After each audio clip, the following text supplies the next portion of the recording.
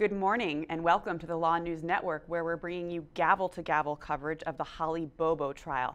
That's the horrific case charging defendant Zach Adams of the brutal rape, kidnapping, and murdering of 20-year-old nursing student Holly Bobo. We're bringing you gavel-to-gavel coverage. It's a special Saturday edition here at Law News because that trial is so high profile. The jury has been sequestered and the judge has ruled that they will hold court on Saturdays in an effort to get the case going. So we don't want you to miss a minute of the action. We're going to take you live to the courtroom right now, and we'll see you back at the break. Take a look.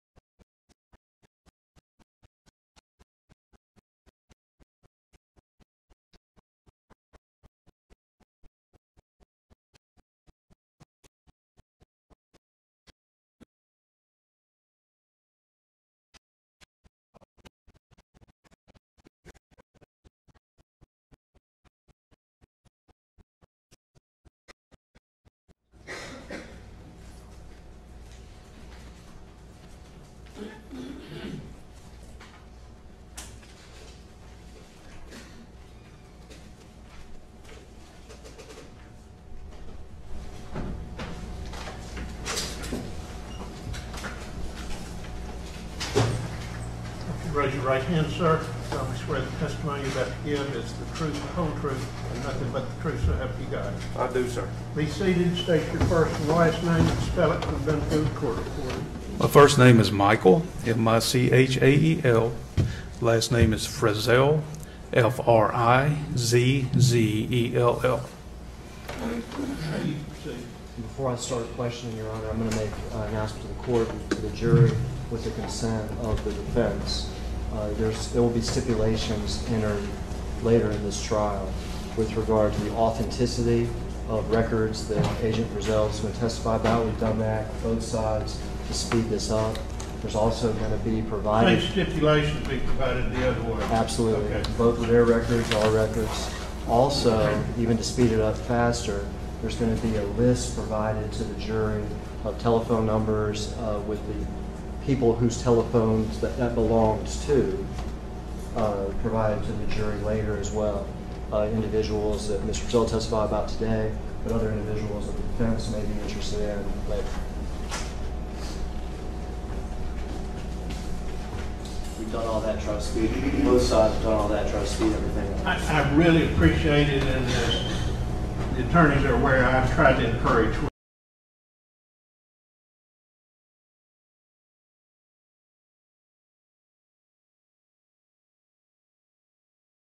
we could, and I really appreciate that.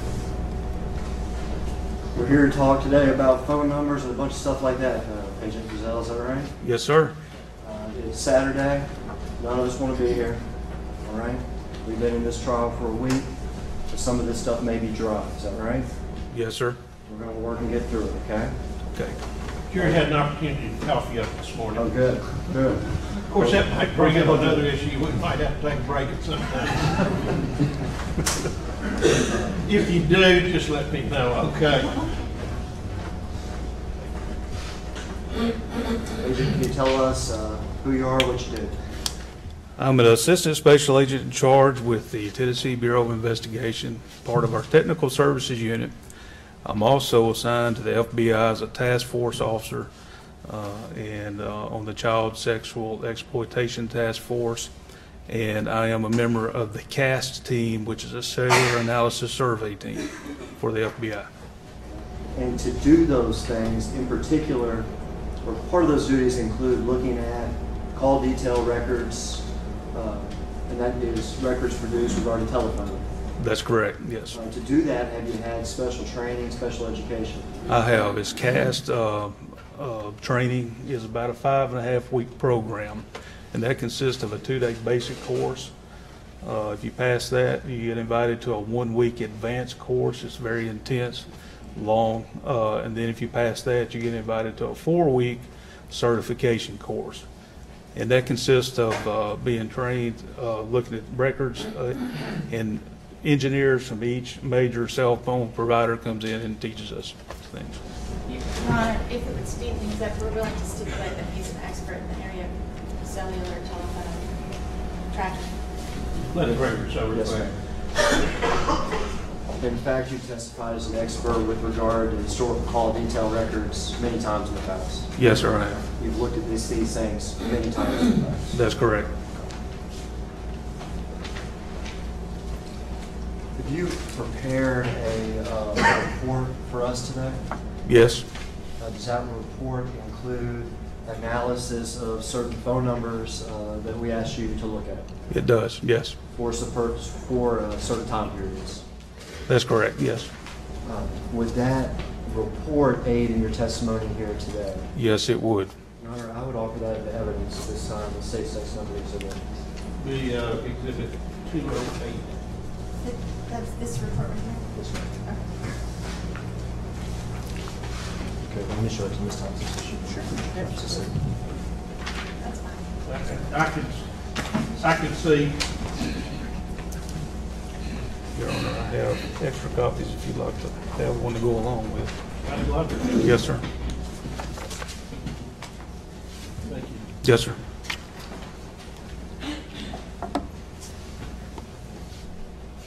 We've got this, I'm going to publish this as we go, Judge, via this projector and a PowerPoint. The PowerPoint's the same as the report. All right, he said he showed you the lights. We get a new person every day. Kill that and then kill that row. All right, obviously this is just the cover page of the report, is that right? That's correct. We've got 3 telephone numbers there, is that correct? It is. That will be the light level. You're still going to be able to see your report. Oh, yes, sir. I can see it fine. Thank you. And would you agree to me, we're going to talk a lot about these 3 numbers as we go through this report. Yes, we are. The top number being the number that belongs to Zach Adams. That's correct. The second number being the number that belongs to Jason Autry, That's correct. and the third number being the number that belongs to the victim, Holly Bobo. That is correct.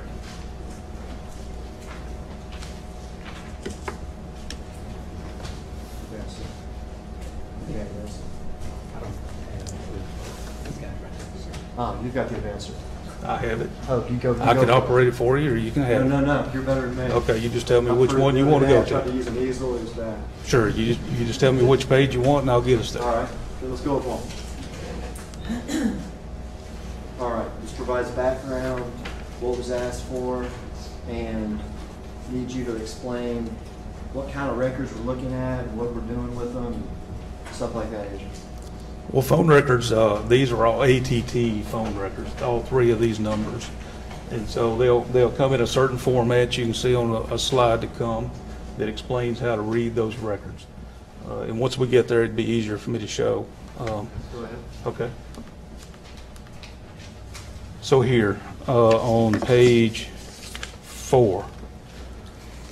So this is an example. So the first column to the left is the date. The second column is the connection time that call was made or received. Then the seizure time. So what that is the ring time when the person hits the send button on the phone when they make a call. So that's the ring time. And then you see the originating number, that's who placed the call. Terminating number, that's who received the call.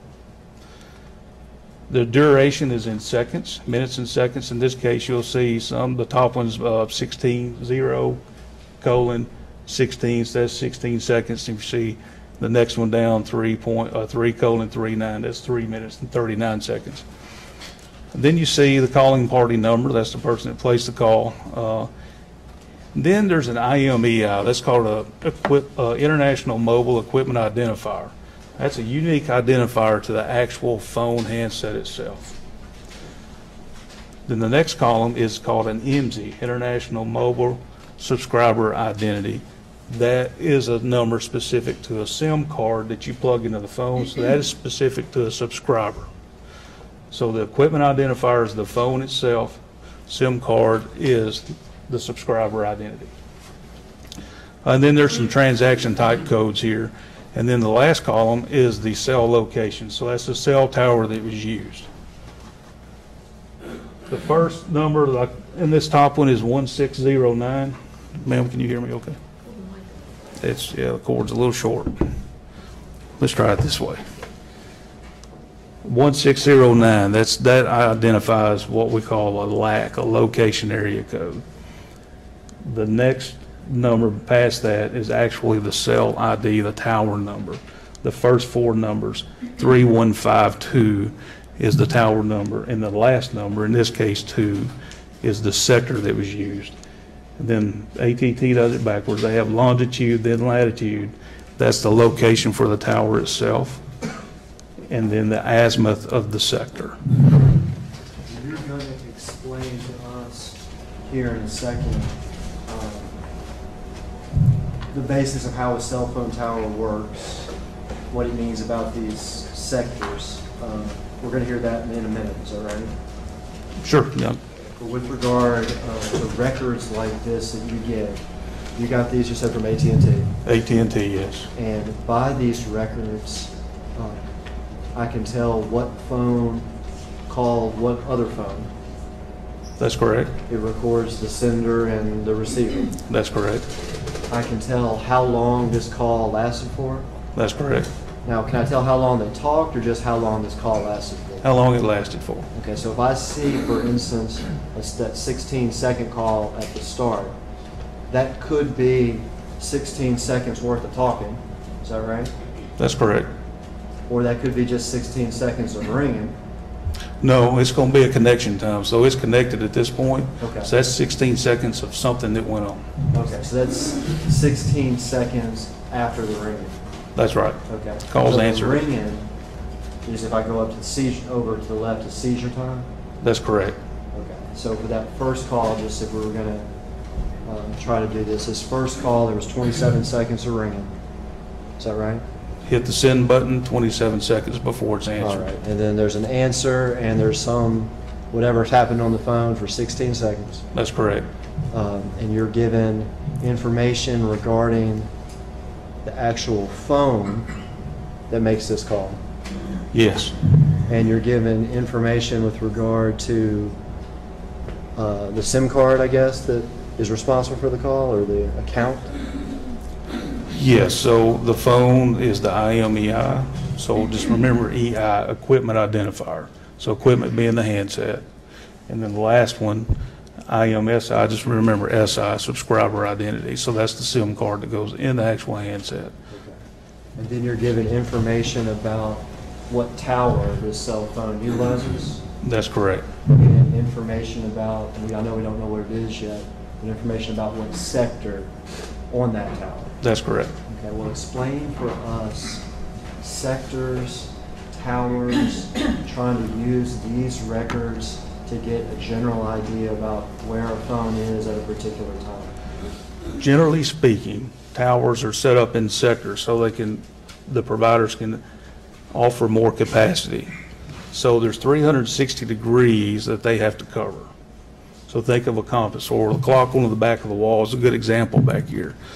So generally, a sector covers 120 degrees. That's not always the case, but generally speaking, that's the way that so we can get 120s to make 360.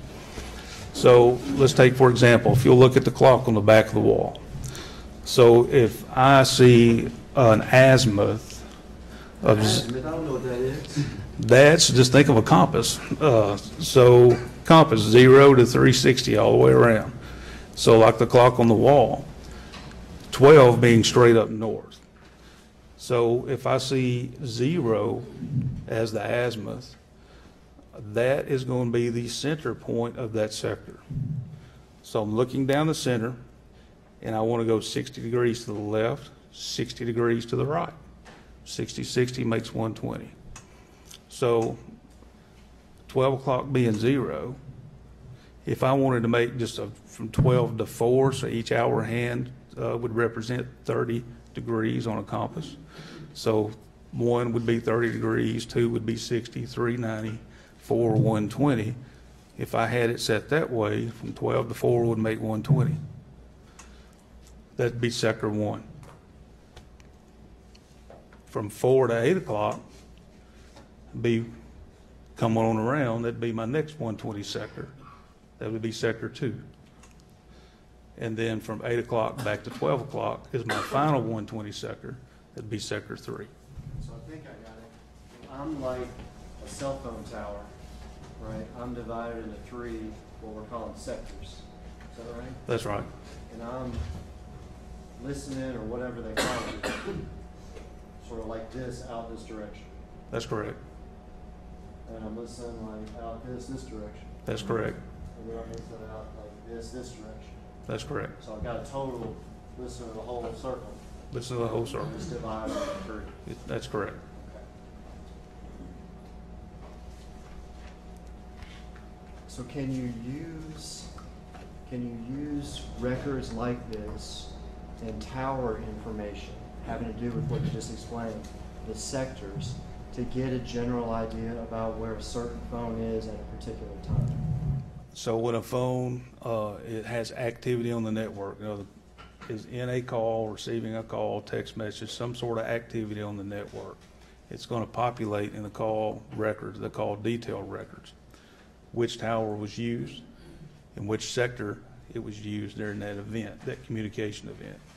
So we can get an idea about which side of that tower was being used, and we can get a general idea of the geographic location the phone is in. We can't give an exact location. And you said if there's activity? Must be activity. So, example, this phone is off. This is my phone. But if it were on, it would be in idle mode. So I'm not doing anything with it. It's not going to show anything in a call detail record because it's just in idle mode. And so I have to do something. I have to either make a call, receive a call, initiate a data session, something like that. So right now, if somebody was trying to figure out where your cell phone is by looking at your records, after today, and your phone's off right there in your pocket right now, there'd be no way of knowing. No. Okay. You have to actually be getting a call or placing a call or text or some activity. Some sort of activity for it to populate in the call record, yes.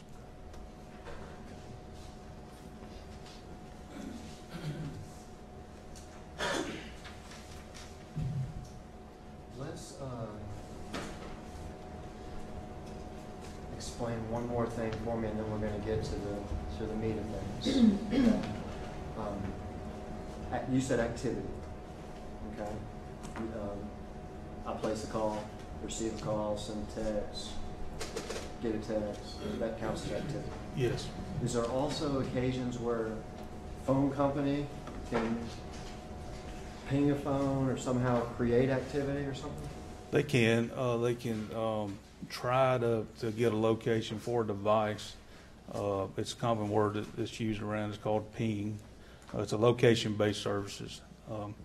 So to ping a phone, what they're trying to do at law enforcement, we use it to these things in AMR alerts, fugitive cases, and things like that to try to pin down a tighter location for a phone rather than just based on a sector.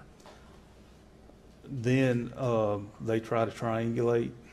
If they can pull information from more than one tower for a device, we get a more accurate location. If they only pull it, we're able to get it from one tower, then it's not so accurate. So what we can do then with that information, in of itself, it's just it helps us some.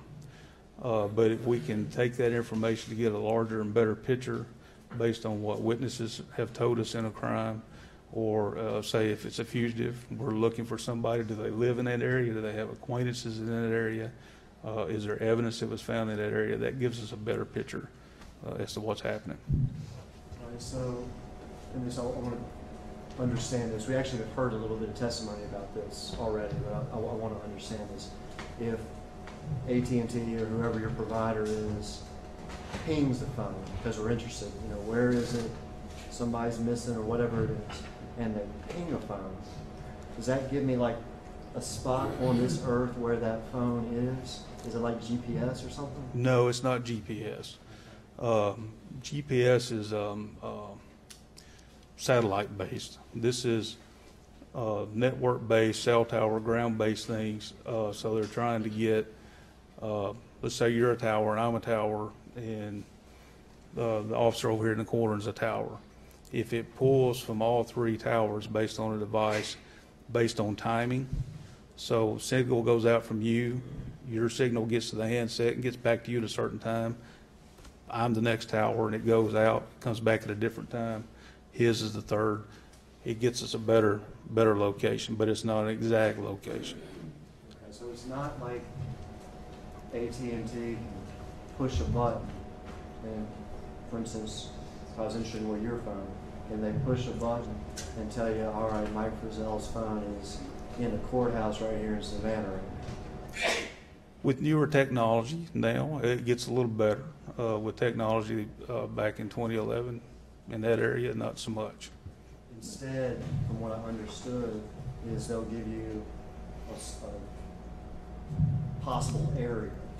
They call it confidence level, and so they give us a radius they'll give us a latitude and longitude to plot. Again, that's not GPS. That's just a best guess estimation, and they'll give us a confidence rating, they call it, based in meters, and that's a radius. So we go out the radius from both sides of that point. Now we have our circle, and we can concentrate in that area for what we're looking for.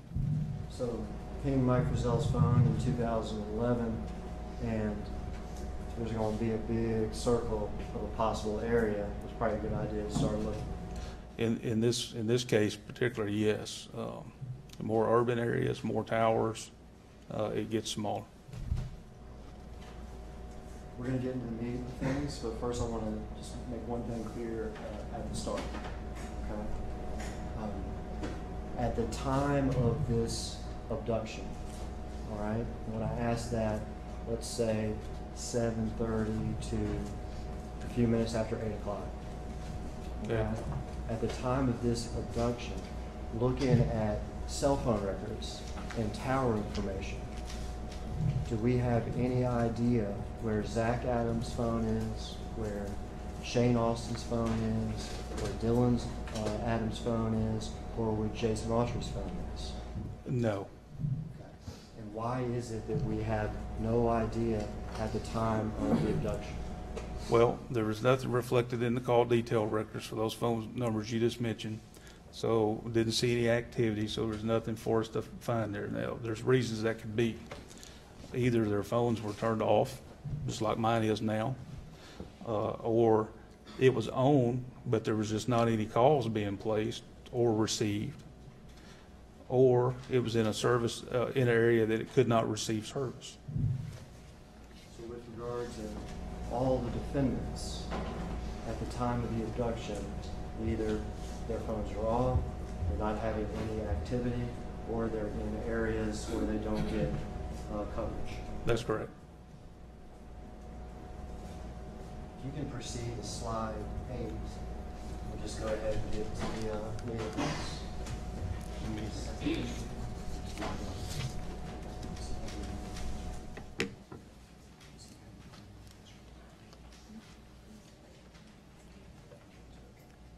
All right. Told you it was going to be maybe a little dry, but we're going to do this, okay? Okay. Tell me what we're looking at. What box should we start with? What these symbols, where should we start? And we'll start explaining stuff from the first one. Well, what this represents is what you've already identified as the victim's phone. All right, so this is her phone number, Holly Bobo. 731-549-7352. That is correct. And we're looking for, it looks like we're looking at a period of time. Period of time from 7:30 a.m. to through 9:06 a.m. on April 13th, 2011. All right, and where do we start? Well, let's look at 681 Swan Johnson Road. There's a little pink box All right. there, and that's the location of the Bobo residence. Okay. On this map. So now you see different tower locations. You want me to? I was wondering, would it be okay if I step down and point, Your Okay. Honor? Yes. Thank you. I'll try to speak up for you, ma'am. Yeah, just try to make sure the jury has a clear view of what you're pointing. Yes, sir. Would So- you rather use the laser pointer? Or? You know, lasers tend to get Okay. bothersome sometimes, I think. So what these represent a tower. Okay. Okay. This CID is called a cell ID. That's the tower identification number I talked about earlier. So 1253 is the tower number. This last number 1 is the sector that was used. So based on the information in the call records, I can tell you what that sector, which way it's pointing. Okay. So this is what we're looking at. At 7:30 a.m., her phone was using this tower. Okay. And the rest of the times down through here, 7:31, 7:40, 8:07, 8:09, 8:10, and 8:11. But if you'll look, at 7:33, tower 1264, sector 1, was used at 7:33. So that's what these call-out boxes represent, the phone calls at particular times. So we go from here at 12531, jumps down to here to the southern tower. Does that mean that between 7:30 and 733. does that mean at 7:33 she had already moved necessarily? I don't think so in this case, and this is why. Because it goes right back. We see towers being used all through here. There's probably a little area of coverage for this tower this way down here. Sometimes it's not always the closest tower that you use. Sometimes there's a little island of coverage. Most of the time, what a phone wants to do is use the strongest, cleanest signal when it makes a connection. So let me explain something. So like these chandeliers in the court, pretend like those are towers. So if I wanted to read my credentials right now, what I would want to do is use the best light, generally the closest tower. So that way, I can see the other towers.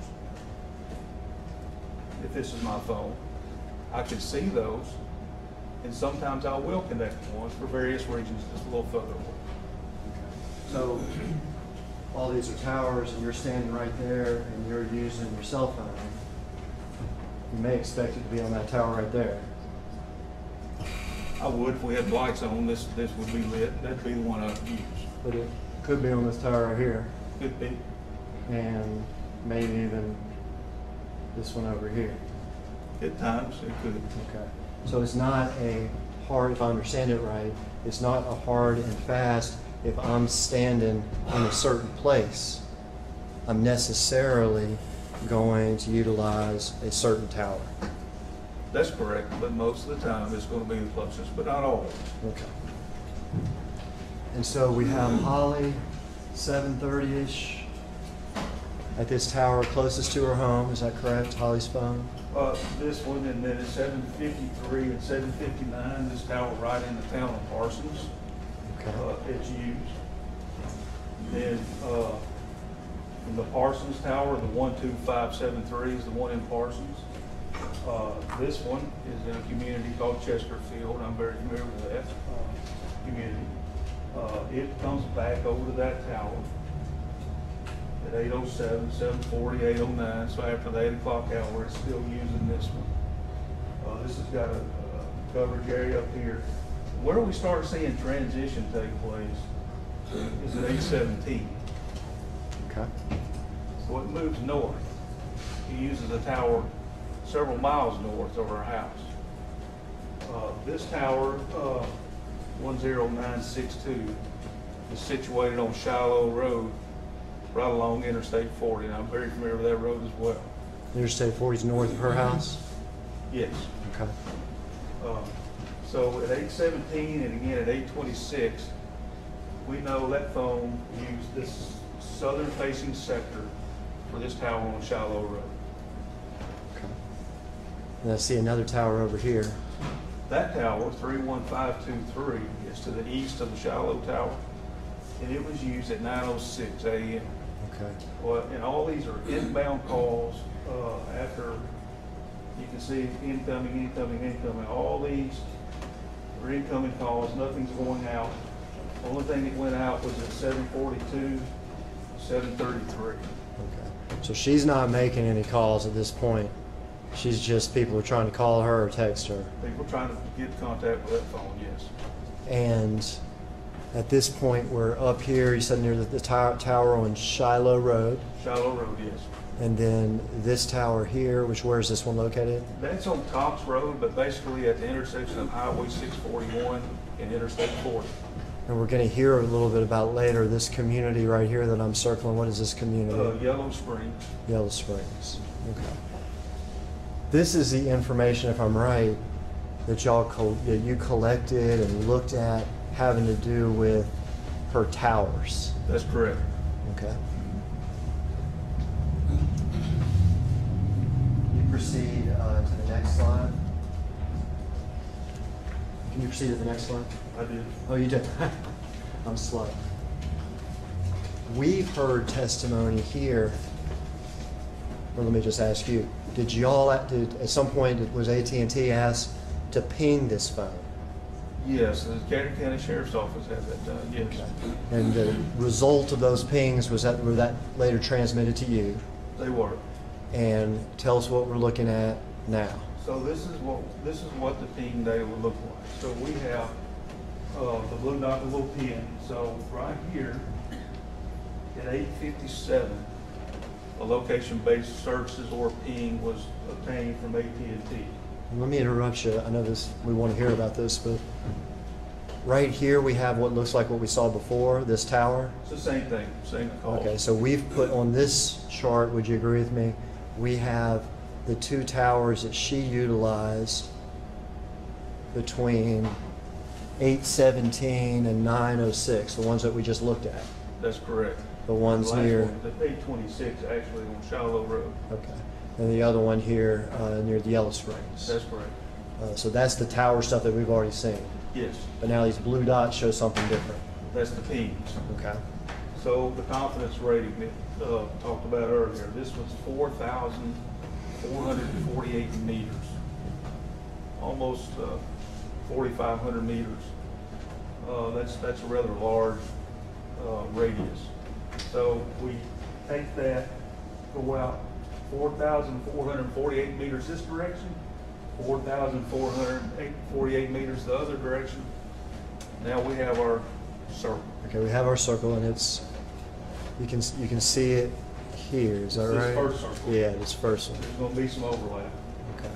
And from a ping like this, I know that we have this pin here, and I assume in the middle of the circle, is that right? Yes. Okay, but could that phone be over here in the circle, over here in the circle, over here in the Anywhere. circle? It could be Anywhere in that anywhere in that circle. So the ping doesn't tell you any information about where it is within the circle, just here's the circle you should draw. That's correct. Okay.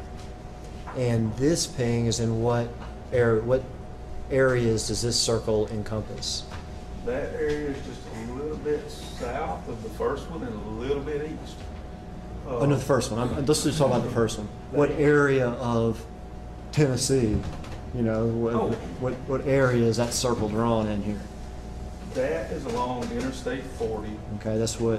I know this tower is right on, not exactly on it, but right at the Henderson County and Carroll County line. Okay. So we're in northern Henderson County, southern Carroll County, and right over here somewhere close as Decatur County line. Okay. And we got Yellow Springs, is that right? Yes, And we've got Holiday. that's right. Okay. Which is Benton County. And so her phone by 8:57 has made it north. And we've got a circle that encompasses a large area. Would you agree with me? Yes, To include Yellow Springs and Holiday. that's correct. All right, now there's a second ping. Second one's at 9:02, 5 minutes later, 9:02 a.m. Okay. We have a 4,894 meter confidence rate. Okay. It's even larger. And that's this big circle right here. That's correct. And again, we have a pin in the middle of the circle, right? Yes, But you would agree with me, this phone could be, and if you look at my laser, anywhere in this circle. yes, but how these two overlap, they are 5 minutes apart. If I were searching, I would concentrate in the darker shaded because these two overlap. I got you. I would look in that area first. Okay. And then the next ping is at what time? 9:10 a.m. All right, and now we have what looks like to be an enormous circle. 7,100 meter confidence rate. Okay. And again, we have the pin in the middle, is that correct? Yes, sir. But this phone could be anywhere, is that correct? That's correct. Is it any significance to the shared area right here? Highway 641 goes right basically down this leg of this sector here of that tower, and so that's 641. You can see it coming out here going down toward Parsons. There's a fourth ping too that we'll look at later. Yes. Okay. Were there 4 pings total recovered, or I don't know the technical term, from her phone that morning? 4. Yes, that's it.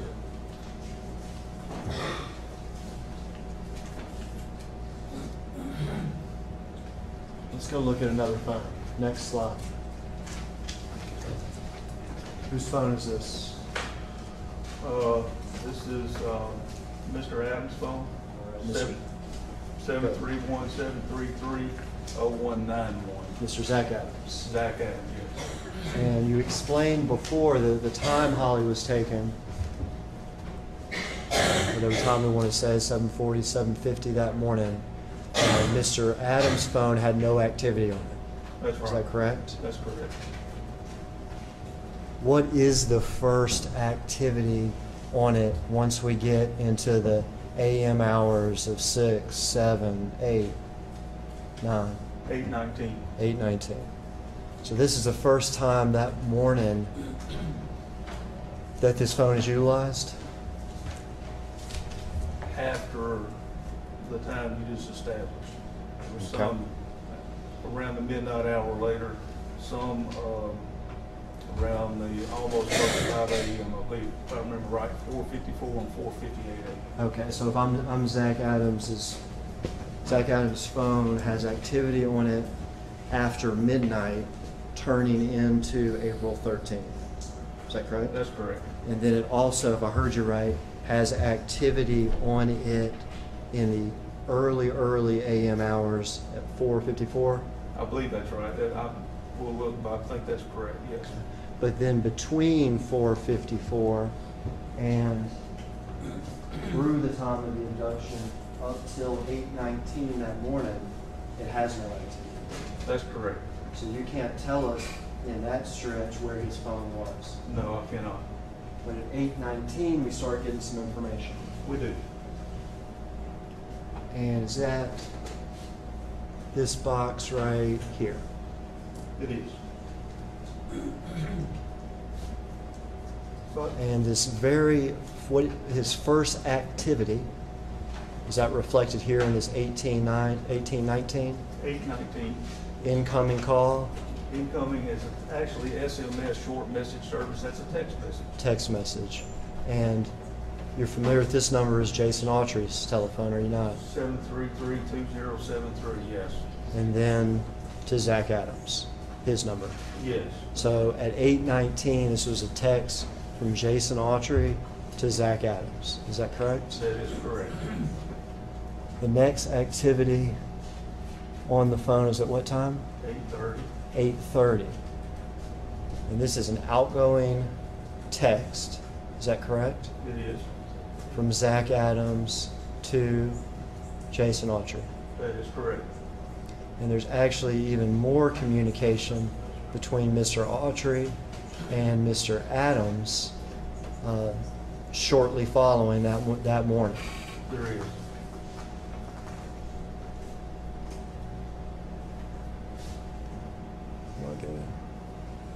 Up to 8:50, is that 3 or my eyes? 8:53. It's a little blurry. 8:53. Excuse me, 8:55. 8:55. So we have incoming call 8:53. We have outgoing call, that's Jason Autry. Incoming call, Jason Autry to 8:55. That's correct. And 8:53 is an incoming call from Jason Autry. And I recognize that 901 phone number there to be an ATT voicemail number. So that call went to voicemail. Okay, so an incoming call from Jason that went to Zach Adams's voicemail. That's correct. And then an outgoing call to that number, and then an incoming call from that same number.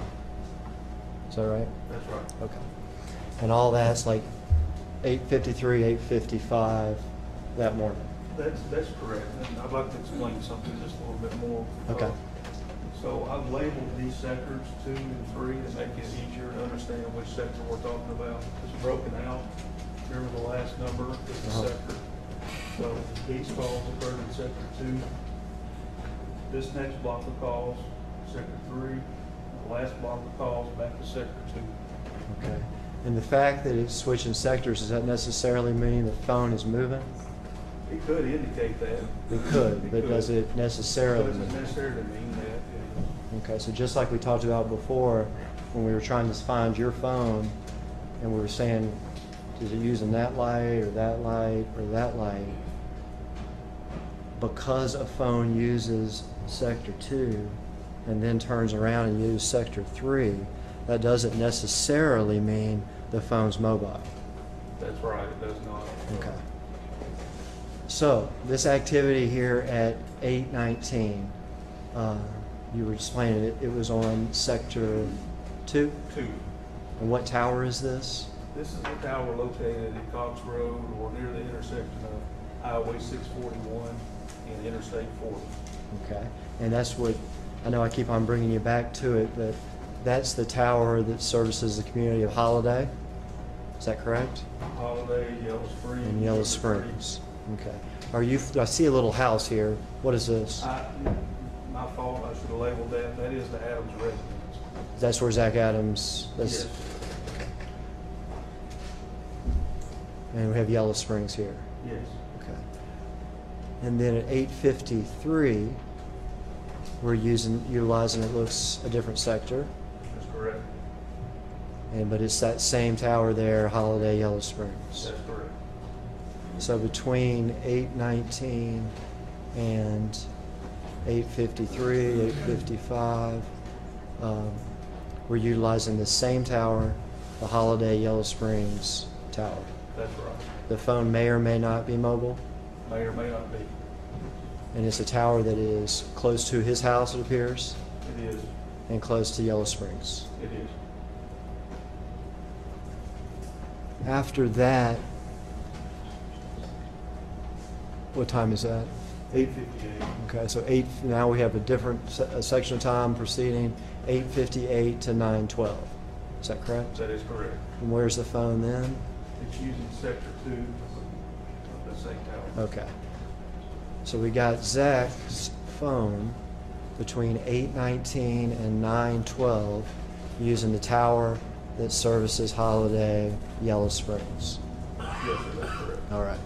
So a general idea about where that phone is between 8:19, which is the first activity, and 9:12 is near that tower, Yellow Springs. That's it. Okay. But there's something else on this map too. We see these pinpoints. What's that? Those are the things we've discussed. Okay, so we've put Holly's cell phone pings between that same time up here on the same map. They did. Okay. And her circle at 8:57 is right near that same tower that Zach's phone is using. Not too far away. That's right. And that second circle at 9:12 is even closer to that tower that Zach's using. It's closer. That's correct. And when I say, and I misspeak sometimes, and I don't want to create a false impression, okay? Okay. If I say where Zach is, I'm actually talking about Zach's telephone. Is that His correct? telephone. I don't know who used the phone during these calls. I don't know where it was specifically. And then her third ping at 9:10 is this big, huge circle that includes the area here near Yellow Springs. Yes. So from April 13th, 2011, between 8:19, which is the first time we know about on his phone, and 9:12, his phone is in the same general area as her phone is pinging. That's correct.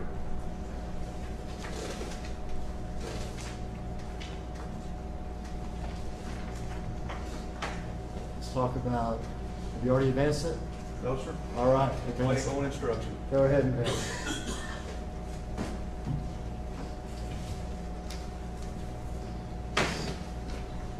What page is this? I can't see it cut off on this.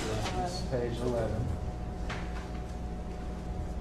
And I think, because we got ahead of each other talking, I think basically we're looking at the same thing here. Is that right? We're looking at basically the same thing. So what this slide depicts is the victim's phone and Zach Adams' phone. Between 8:17, 8:26 call, the victim's phone received, 9:06 call that she received, and then calls we just discussed with Mr. Adams' phone. Oh, I see the added information. Like you said, the last slide showed Zach Adams' phone's tower activity. Is that right?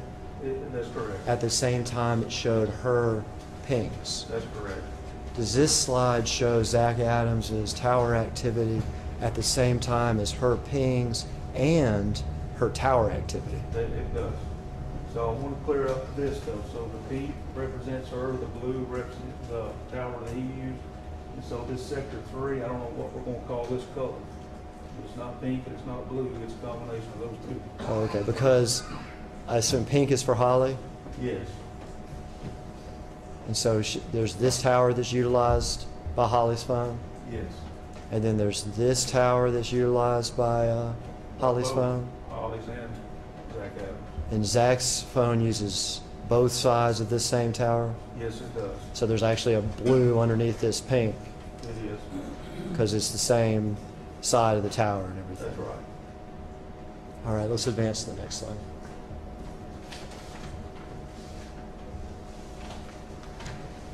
We're looking at a different phone now here, aren't we? Yes, sir, we are. Seeing this number. I was going to try to steal that from you while you're Oh, no, you're not. What were you gonna try to steal on this? the water. I'm Oh, thirsty. water, I'm okay. trying to get my water good. We're gonna have a problem here. Whose phone are we looking at here? This is Mr. Jason Autry's phone. All right. It's got 332073. Did I tell you I want to try to know where Jason Autry's phone was that morning? You did, yes. All right. And what's his first activity? 6:50 a.m. 6:50 a.m. Outgoing text message, is that right? Text message. And later we will, as stipulated too, later this other number will be recognized as belonging to Angela Scott Smith or Smith Scott. I always mess her name up, but Jason's girlfriend. Okay. This tower, where is this tower as far as in Tennessee? That's up near Camden, Tennessee. Camden. Yes. That is a decent distance north of Holiday, north of all these places that we're talking about. It is. I can guess. I've driven that. I've never. I'm gonna guess 15 miles, rough. Okay. Maybe a little less, maybe a little more.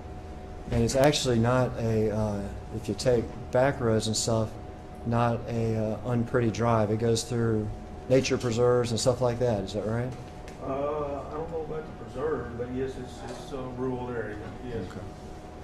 So it's 6:50, outgoing text, and Mr. Autry's phone is up here in Camden. Is that right? That is correct. And we've put an address on here. Go ahead. 310 Minko Hill Road, Camden, Tennessee. And we've heard that's the home of Angela Scott. Okay. So this tower that's in that area. It is. It's nearby. And we're on the, we're giving the sector a name too? Sector 2, but that's pointing south Okay. in this case. And would that be consistent with Mr. Autry being in the area south of Benko Hills? It would.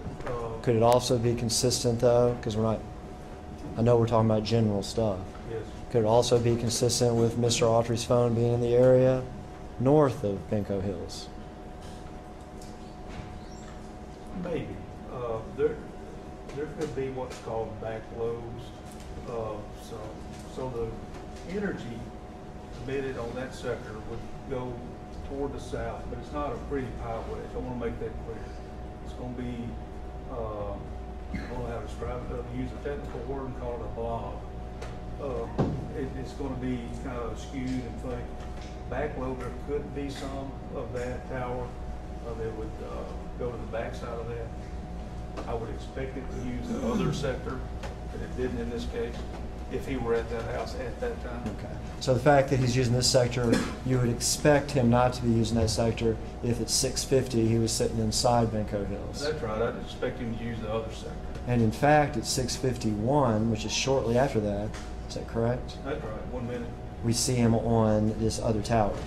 That's right. So that tells me that most likely that phone is in between those two towers. Okay. So in the area between these two towers below, south of Camden and her house. That's correct. After 6:51, is it fair to say we have no activity on Mr. Autry's phone until 8:19? That's right. So like we said at the very start, at the time of her abduction, we can't tell where Zach Adams' phone is, correct? That's correct. We can't tell where Mr. Jason Autry's phone is. That's correct. And we can't tell where Shane Austin's phone is. That's correct. And we can't tell where Dylan Adams' phone is. That's correct.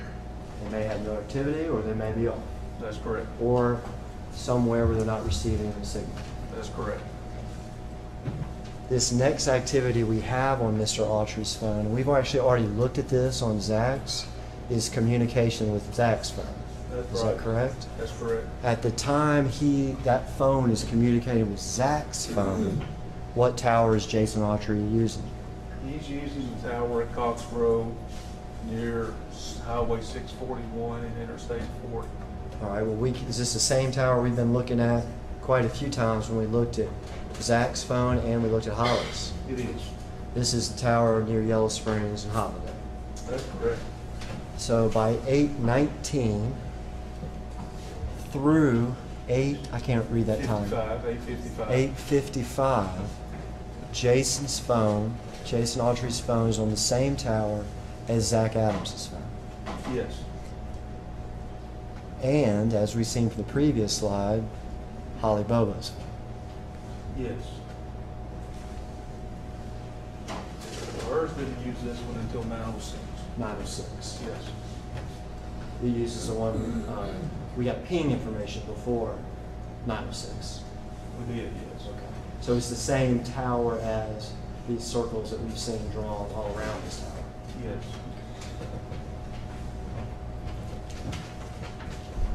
You can proceed to the next slide if you haven't already. All right, this is Jason's phone, right? It is, yes. Now what are we showing here?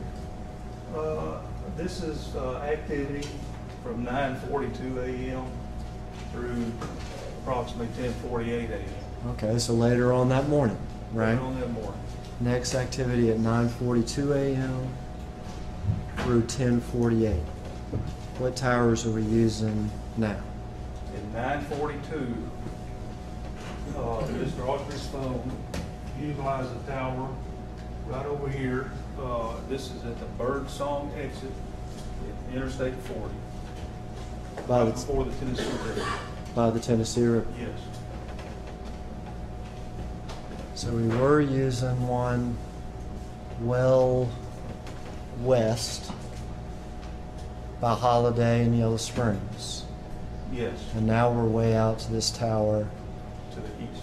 to the east and by the river. That's correct. Does that give you a general idea about where his phone is? Well, we can see at 9:42, as I've labeled this sector, use sector 7 at 9:42. And then nothing until 10:35. And he uses the other side of the tower, sector 9, pointing back toward the west. And could that be consistent with the phone moving from this area or being in this area and the next time it's used being in this area? Well, in this case, yes, Okay. because we see 10:35, 10:36, it's on sector 9, and then at 10:39, 3 minutes later, it's using the Cox Road Tower, 641 and I-40, just 3 minutes later. So it's somewhere in between the two. That indicates to me that the phone most likely was moving.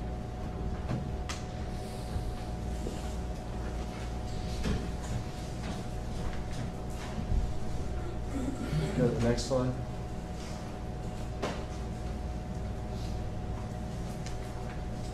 And we got this out of order. This is just something we talked about real quick.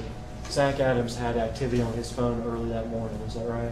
Yes, started earlier, but I began my analysis around 4:54 a.m., so 4:54, 4:58. Okay. And at that time, he was using that tower by his house? That's correct. You can proceed to the next one. All right. Now we want to know about Zach Adams' phone. And basically those times that we just looked at for Mr. Autry. Okay? So we start here at what time? This is at 9:10 through approximately 10:37 All right. a.m. And I've had you highlight any times that there was communication between what phones are we looking at? This is 733-6373. And whose phone is that? Shane Austin's. All right, so when we see yellow, and we'll see this as we go, but as we see yellow, that's communication between Zach Adams' phone and Shane Austin's phone. That's correct. All right, 9:10, 9:12. Those are the first two as far as activity. Is that correct? Not Yes, they're this time frame, yes. okay. And we're utilizing this tower I recognize now near Yellow Springs and Holiday. Is that That's correct? That's correct. And then if we skip to the next in time, we're at 9:50. Is that right? We're at 950, Sector 7 of the Birdsong Tower at the Birdsong exit Oh, by all the right. Tennessee River. So now we have Zach's phone in the area by that tower that we saw Mr. Autry's by the Tennessee River That's correct. at 9:50. That's correct.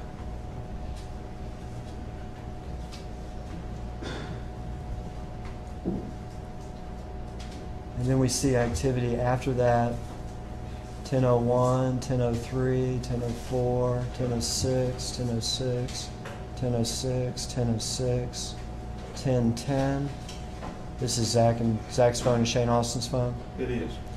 10:12, all the way through 10:19. Again, we have Zach's phone and Shane Austin's phone. That's correct. 9:20, same. Zach- 1020. I'm sorry, 10:20. We go all the way through 10:37. Is that correct? Yes. So That's the- correct. Let me look on the Yes, sir. paper copy. That's a little blurry. Yes, sir.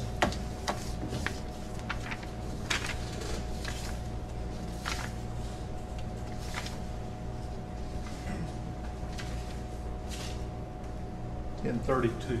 10:32. Okay. So 9:50, 10:32. And if we do jump ahead to these here, 35, 36, 36, and 37, we're all at this tower, Birdsong Tower by the river. On Sector 9, 1035 through 1037. And I know that we switched sectors, but Yes. we started, the first time we saw this phone at 9:50, we were over here on Sector 7 on the Birdsong Tower, Right. correct?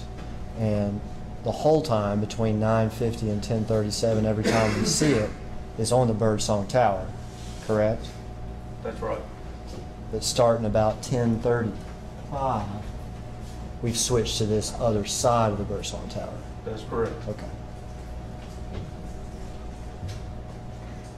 Then we pick up with some numbers over here, 10:38, 10:39, a text with Shane's Austin's phone, through 10:43, a text with Shane Austin's phone, and then 10:49. And by this time, which is 10:38, we're back on a different tower, aren't we? Yes, we're back to the west on the I-40, 641. The one we keep on looking at, Yellow Springs Holiday. Yes, that's cell ID 3152. So if you want to read these chronologically, you have to look at the times. You got to go boom, boom, and then find your next time. That's correct. You can't just read straight down. No. Okay.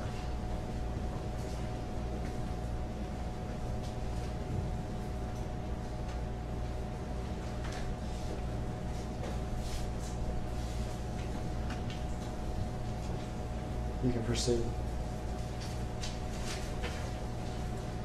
Now we're taking a look at later on that morning turning into the afternoon. Is that right? Yes. Now we're at 11:16 a.m. through 12:18 a.m. PM. p.m. Afternoon. Absolutely. Where's Mr. Adams' phone? Parsons, using the Parsons Tower. All right.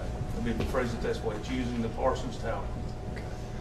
So in the area here of the Parsons Tower. Yes.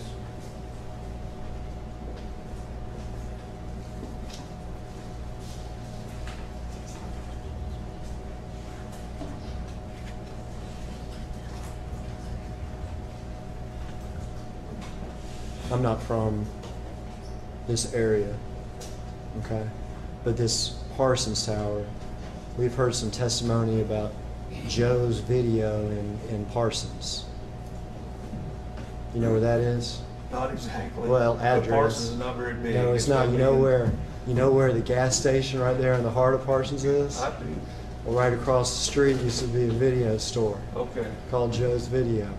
On the Ford dealership side or the other side of the road? The other side of the road. Okay, gotcha. Other side of the road. All right. Is that the tower that would service that area? Yes, it would.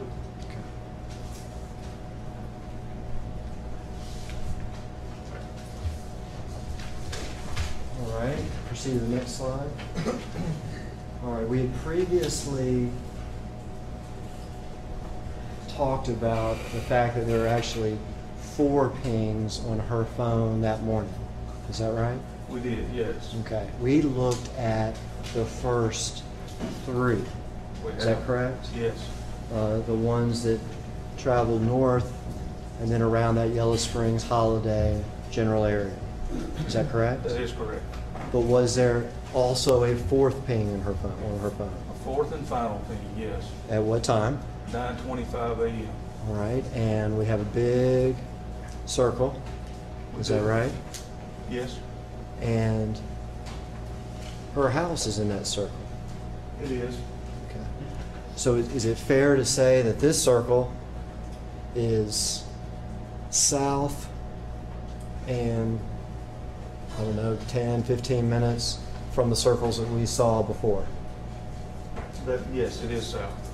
Okay. And this ping is at 9:25 a.m., is that correct? It is. When we looked before at about that time and the times around that time,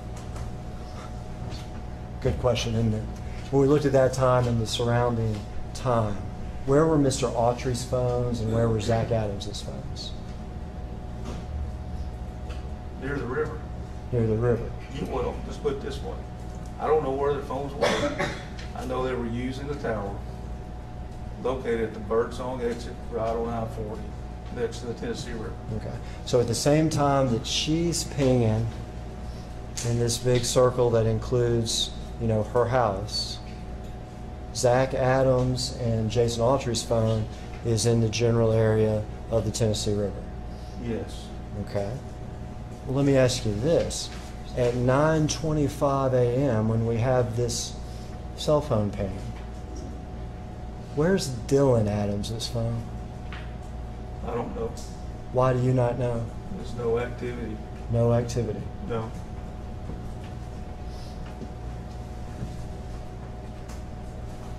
In fact, when we see activity on Dylan Adams' phone, when we finally see that morning activity on Dylan Adams' phone, okay?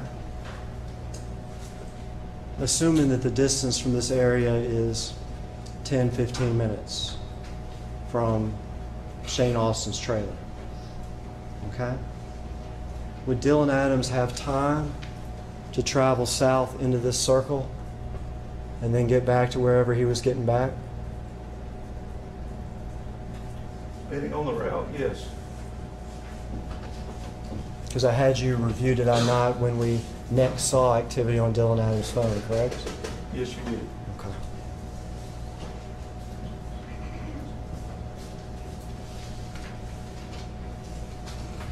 And the final slide is a mess, but it's sort of a summary, is that right? Yes, it's a summary of everything we just talked about. Okay. And just brief, because we've spent enough time. We have cell phone towers down by her house, is that right? We do, that's correct. That would service the area of her house starting out that morning. That's correct. We have tower activity north toward Yellow Springs on her phone. That's correct. We start getting her cell phone pings in the Yellow Springs Holiday area, 3 of them, That's right. over a period of time. Over that period of time, Zach Adams' phone is utilizing the same tower. Yes. Jason Autry's phone by that time is utilizing the same tower. Yes, But it started off up near Camden that morning. it did. Zach Adams' phone and Jason Autry's phone go out to towards the river, that birdsong tower. It is, and that color doesn't really depict the blue and the light blue. Is Jason on top of Zach? I think that's the Is that case. the color situation? Yes. There's a final cell phone ping from Holly. Here. In Yes. this circle that is south. Yes, At this time, Dylan Adams' phone is unaccounted for. that's correct. And then we finally have our activity from Zach around 11:16 a.m. where it's utilizing the Parsons Tower. Yes. You can resume the stand. Okay, thank you.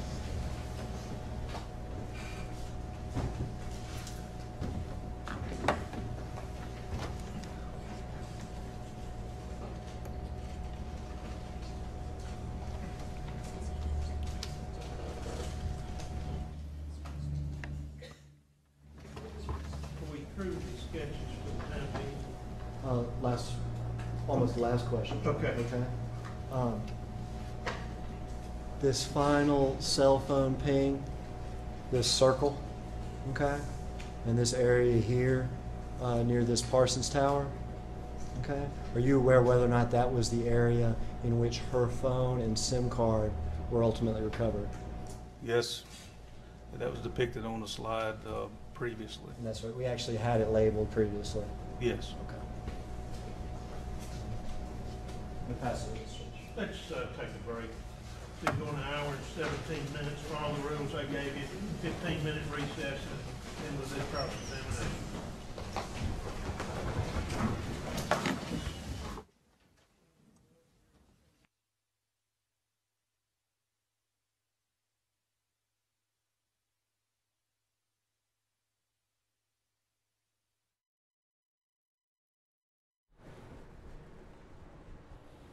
And welcome back to the Law News Network. I'm your host, Caroline Polisi, and we're bringing you gavel-to-gavel coverage of the Holly Bobo trial.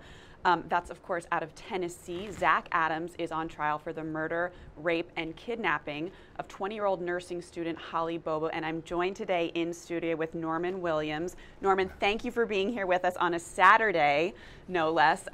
You know, we want to bring our viewers the latest and greatest breaking coverage here. So the judge has ruled that since this case is so high profile, the jury will be sequestered.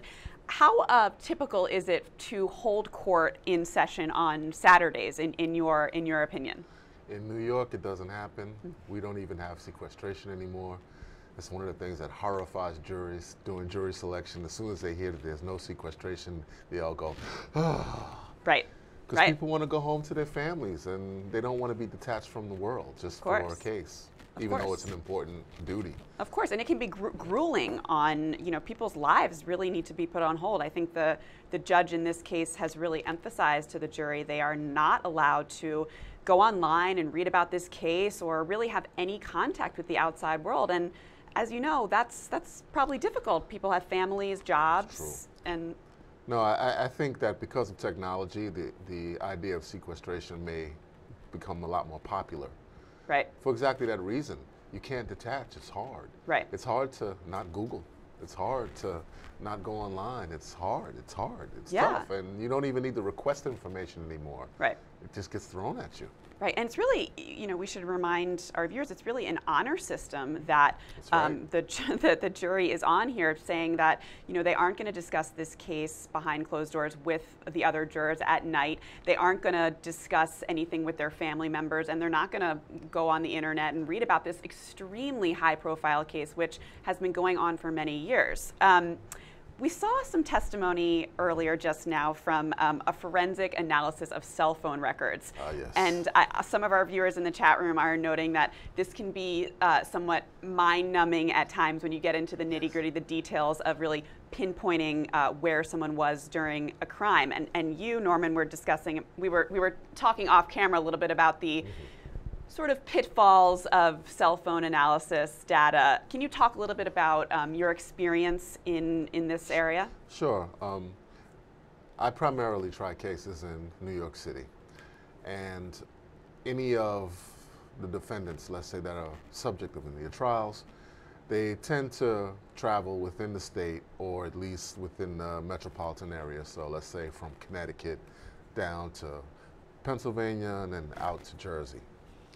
And in a city context, the cell site data, it can at least put you in a general area. Of course, it can't pinpoint you at a particular store or in one block, but it can get you close enough to the area for a jury to think that that you were perhaps the perpetrator. It's not perfect science. Our government required cell phone companies to put GPS on their phones at one point because first responders couldn't find people.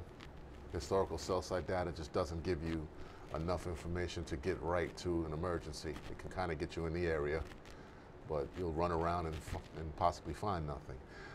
But one point that you made that is very interesting is that all of these kids, their phones had no activity, which is something that's hard to do in today's world. Even if you're not talking on your phone, but your phone is on, it's constantly receiving data, it's constantly sending data. So if there's no activity, it says that someone turned their phone off purposely. Right, right. And just for our viewers, what Norman is referring to there is Michael Frizzelli. He's the TBI cell phone expert who was just testifying.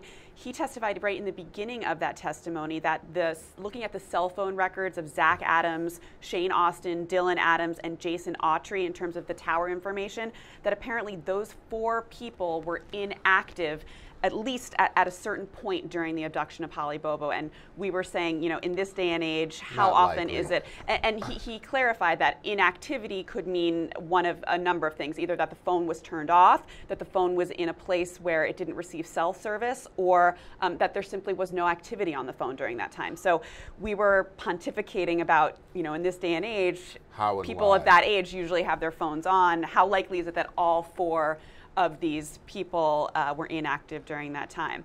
Now, we went forward a little bit discussing sort of the triangulation technique that they're using to pinpoint where Zach's phone was in a coordination with where Holly's phone was at that time. And I don't know, Norman, could you sort of discern what the sort of boiled down, what the crux of this testimony was? It sounds like it's a strong possibility that both of their phones were in the same location at some times. Yep. So, I mean. Yep. To me, it sounds like this testimony is really corroborating what we heard from Mr. Autry on the stand yesterday, that Autry came onto the scene later after with Zach Adams. So it's looking like both Zach Adams and Jason Autry, their cell phones pinged the same tower that Holly's pinged. Now again, you mentioned this is not GPS technology. Right. This is not. It's not satellite based, is it? I don't believe so. Right. Right. It's ground based. Right. It's just a tower in the ground, and you know, when you're in a city setting, there are towers everywhere. There's a lot of interference. In this setting, in this county, in Hardin County, my big question is how does the cell site information get affected by the topography of the area? So, you know, I guess you can theoretically put cell sites up in the mountains and everywhere. And this looks like to me like somewhat of a rural county. Yeah. Right? Population, I think, for the entire county is under 30,000. So there are not a lot of phones. There's not a lot of interference. There aren't a lot of competing radio and microwaves, let's say, that might affect the cell towers. But the one thing that they can figure out, and cell towers are 3-sided, they can figure out that if everybody's pinging off the same side of the tower and there are no other towers close by to compete and take the signal from one phone to another, then they can do a pretty decent job of placing people at least in one square area together. Right. Now, Norman, you're a defense attorney extraordinaire. What do you do on cross to this witness to try to do whatever you can to somehow poke holes in this statement? Just talk about how imperfect the historical cell site technology is, and that you can't pinpoint. And let's say in a city context, you and I may be 10 blocks away from each other and ping off the same cell site. That's possible. But you and I also can be 10 blocks away, and there may be 2 cell sites close by to, let's say, you, and you may ping off the same one as me, but then ping off the other one as well. Right. So you question in that regard, and you attack the fact that you can't pinpoint. You attack the fact that there's a wide range of area that a tower may cover, and you try to get your client as far away from the action as you can. Yeah. But the biggest thing about phones is this: the data can tell you about the phone, but it can't tell you who was operating the phone. Right, and if we saw actually the prosecutor there on direct make several times check himself and really clarify to the jury that, you know, because he slipped up himself as saying, well, can you place Jason Autry here? Can you place Zach Adams there? No, it's not the person, Jason Autry or Zach Adams. It is, in fact, the phone. And Michael Frizzelli, who is the expert, really wanting to clarify that because obviously phones aren't necessarally attached to their human. I mean, that's true. Typically nowadays they are, but I mean, Right. it's not a done deal. I want to get your thoughts really on this case as a whole. I know we were speaking about LawNewz's Aaron Keller's analysis of some of really the things that he perceives and we as defense attorneys and some former prosecutors see as really some evidentiary issues that the judge is sort of failing on here. What do you see in terms of like a general assessment of the trial to date? The leading questions have to stop. Right. That's a problem. It's a problem because it sometimes gives jurors the impression that the witnesses are not testifying. The prosecutor is. It's the lawyer that's doing the questioning that's really giving the information, not the person sitting in the stand. That's one of the problems.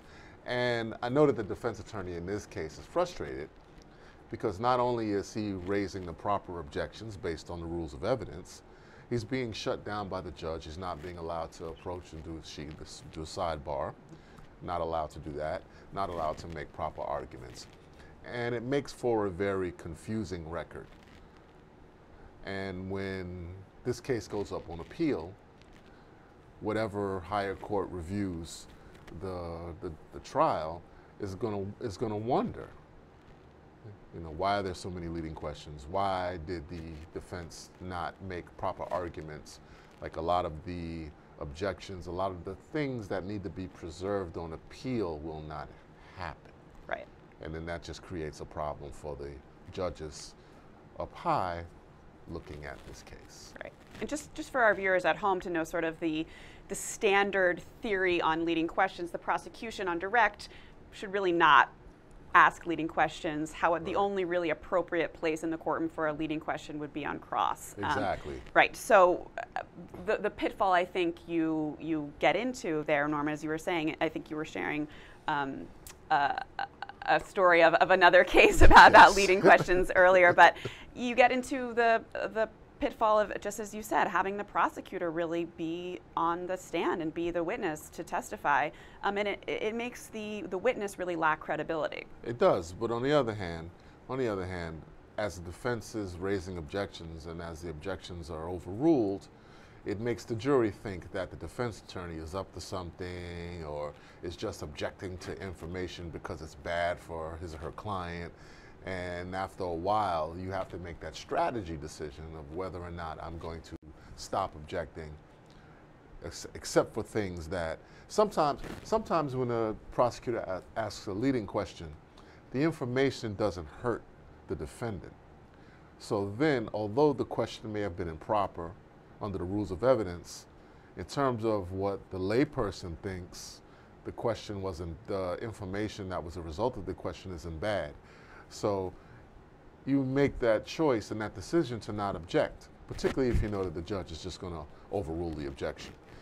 And you know, unfortunately with all trials, as a client of mine reminded me recently, He said to me, he said, Norman, jurors are people.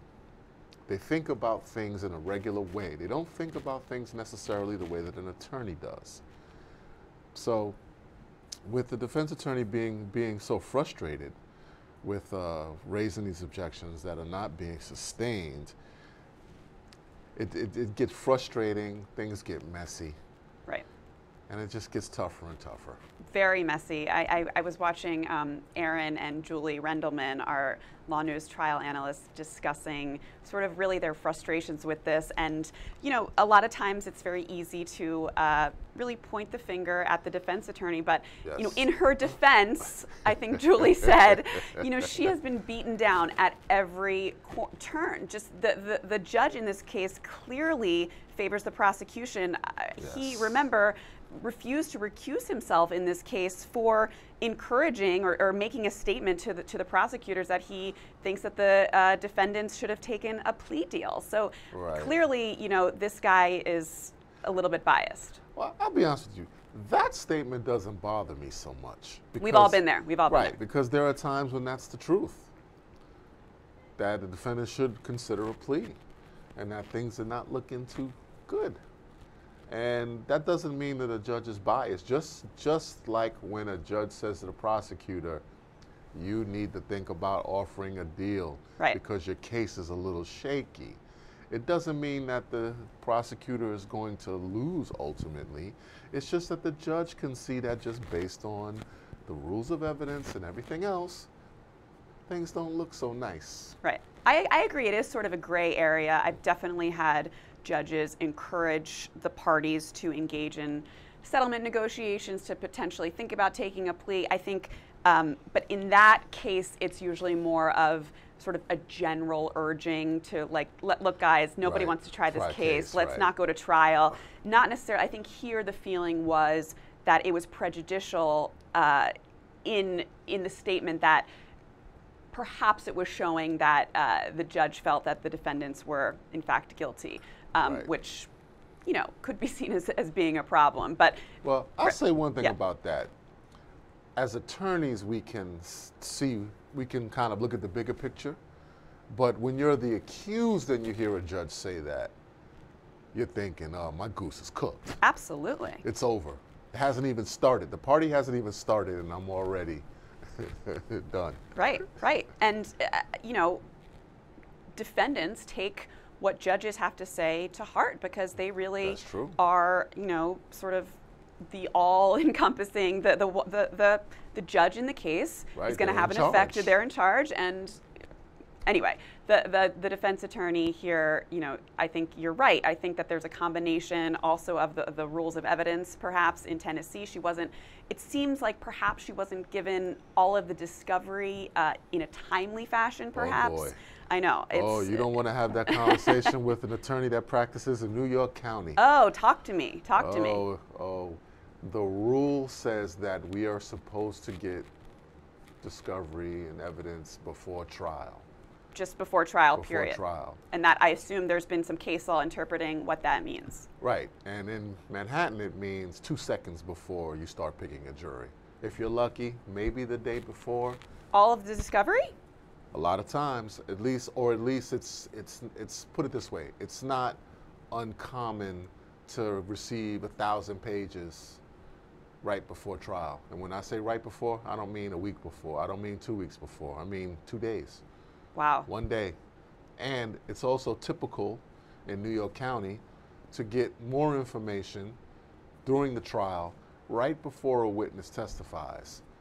So you get to the courthouse at 9:30, you sit down, you set up, and then someone's walking over to you and handing you a few pieces of paper. Oh, this is stuff about the witness that's about to testify in about 10 minutes from now.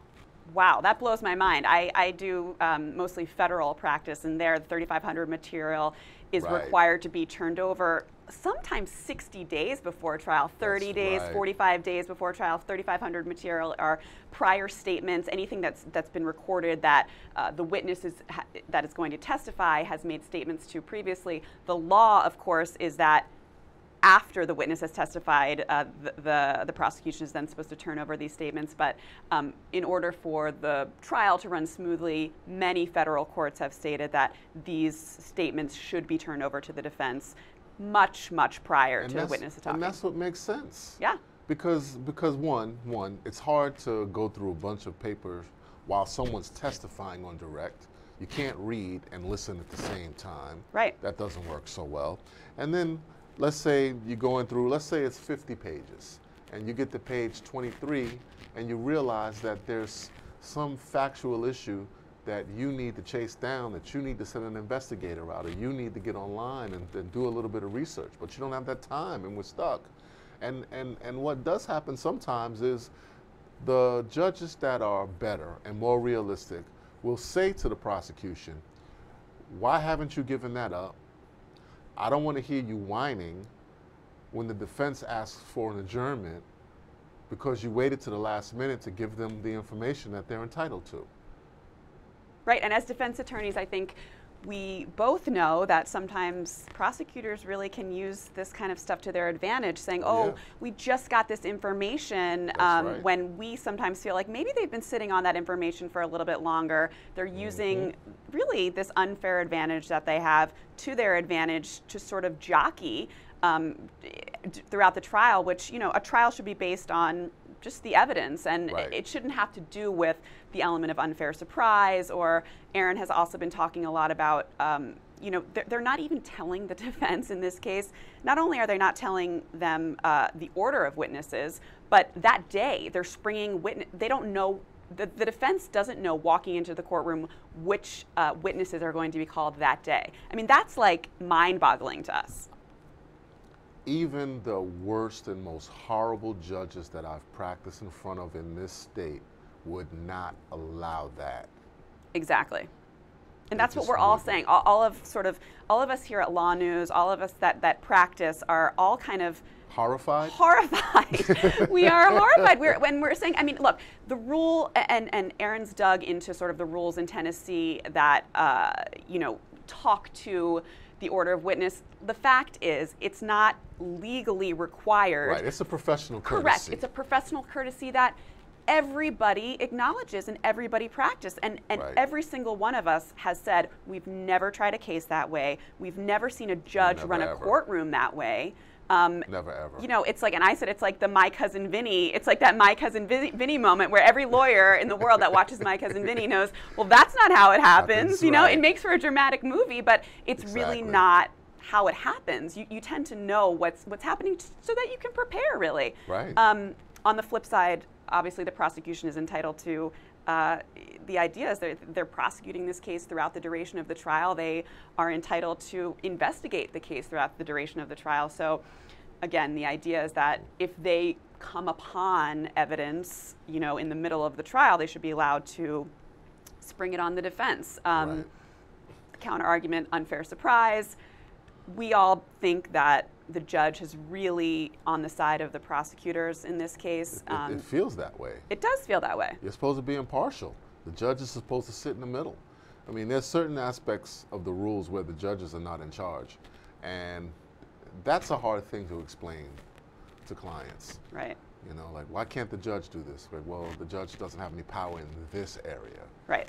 Which doesn't make sense to the layperson. The judge is supposed to be in charge of everything. But like, yeah, give me an example. It's a perfect example of why judges shouldn't be in charge of everything. All right. For example, let's say plea bargaining. Sometimes it's hard to get across to a client that let's say the top count, the minimum is 5. They want 3.5. That requires the DA to make an offer to dismiss the top count and allow a plea to a lesser count. If the DA does not do that, the judge is stuck with the sentencing range on the top count, and there's nothing the judge can do. The judge can give the minimum, and that's that. The judge may feel that the case is worth something less, but unless the prosecutor is willing to make the offer, which means dismiss the top count, things don't move.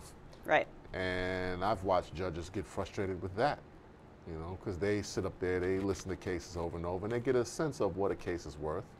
And when the prosecution, when they overcharge or they refuse to bend, they get frustrated because they know that it just means that the case is going to linger on, and probably a defendant that doesn't deserve to go to jail for, let's say, 8 years is going to be stuck. They have no choice but to go to trial and hope that they win, because they're not getting they can't get what is really appropriate in the situation. Right. So that's an example of where a judge is not in charge, not in control. They can bark and scream and very forcefully suggest. I had a judge do that yesterday on a case. Did you take the recommendation? Yes, well, I took a recommendation, and the judge wasn't 100% happy. He felt that something different and a little better should have happened for my client, but he kind of just looked at the prosecution and gave them the "be careful what you wish for" look. Right, right. Well, you know what? We're coming up on the 15-minute mark. We're probably going to take you live back to the Holly Bobo trial, and I think they're being seated right now, so we don't need to miss a minute. We're going to take you live right now.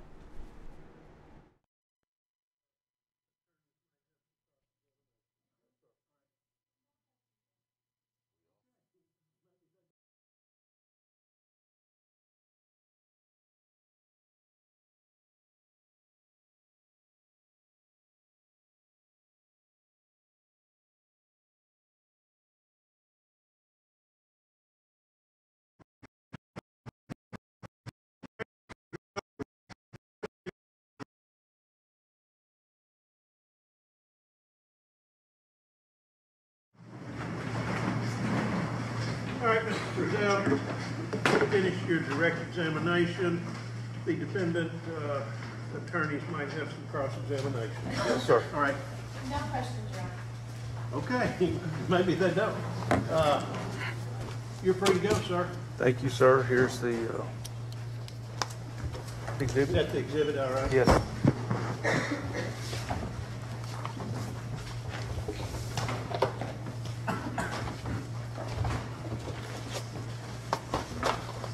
Okay, call your next witness. Let's Candace Wood. Judge, I apologize. This witness is slightly out of order. We would have called her earlier. She was out of town. You can call them any order you want, okay? Just letting you know. The same thing goes for them. You dictate that. And then I'm going to ask someone to step forward and help us change this back over to PowerPoint. Okay. Unless Mr. Ragland knows how to do it. Right, and ask Agent Walker to do that.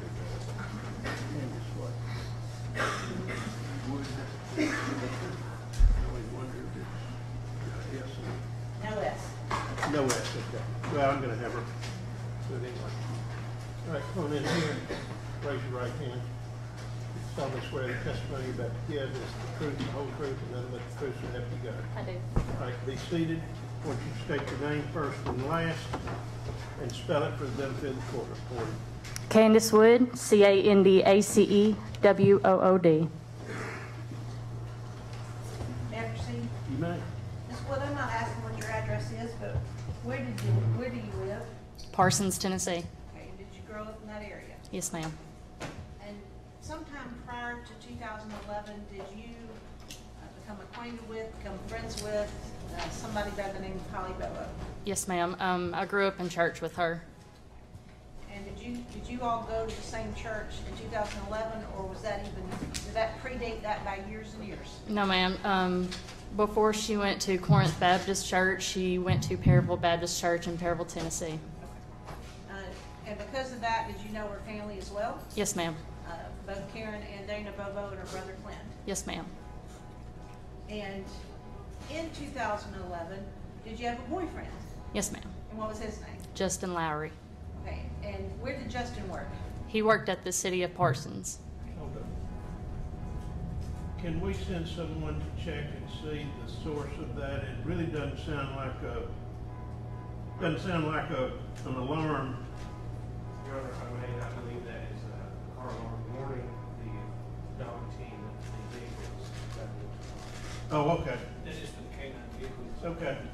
Well, tell somebody to turn the air on for that dog, all right?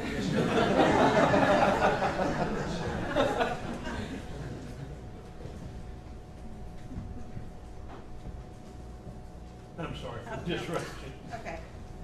So my question was, in 2011, did you have a boyfriend? Yes. And his name was Justin Lowry, I believe you said? Yes, ma'am. And where did he work? He worked at the city of Parsons. Okay. And do you know anybody in particular that he worked with? He worked with Drew Scott, And who was Drew Scott? Holly's boyfriend. Right. And because of the, I guess, the relationship of, well, was your boyfriend friends with Drew Scott? Yes. And as a result of your having known Holly and your boyfriend being friends with Drew, did you guys decide that you were going to kind of go on a double date somewhere? Yes, ma'am.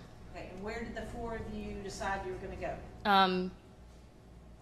To the Decatur County Fairgrounds. They had an event. Okay. And what was the name of the event? The event is called the World's Largest Benefit Coon Hunt. Okay. And we've heard about this, the coon hunt. Is that what it's called?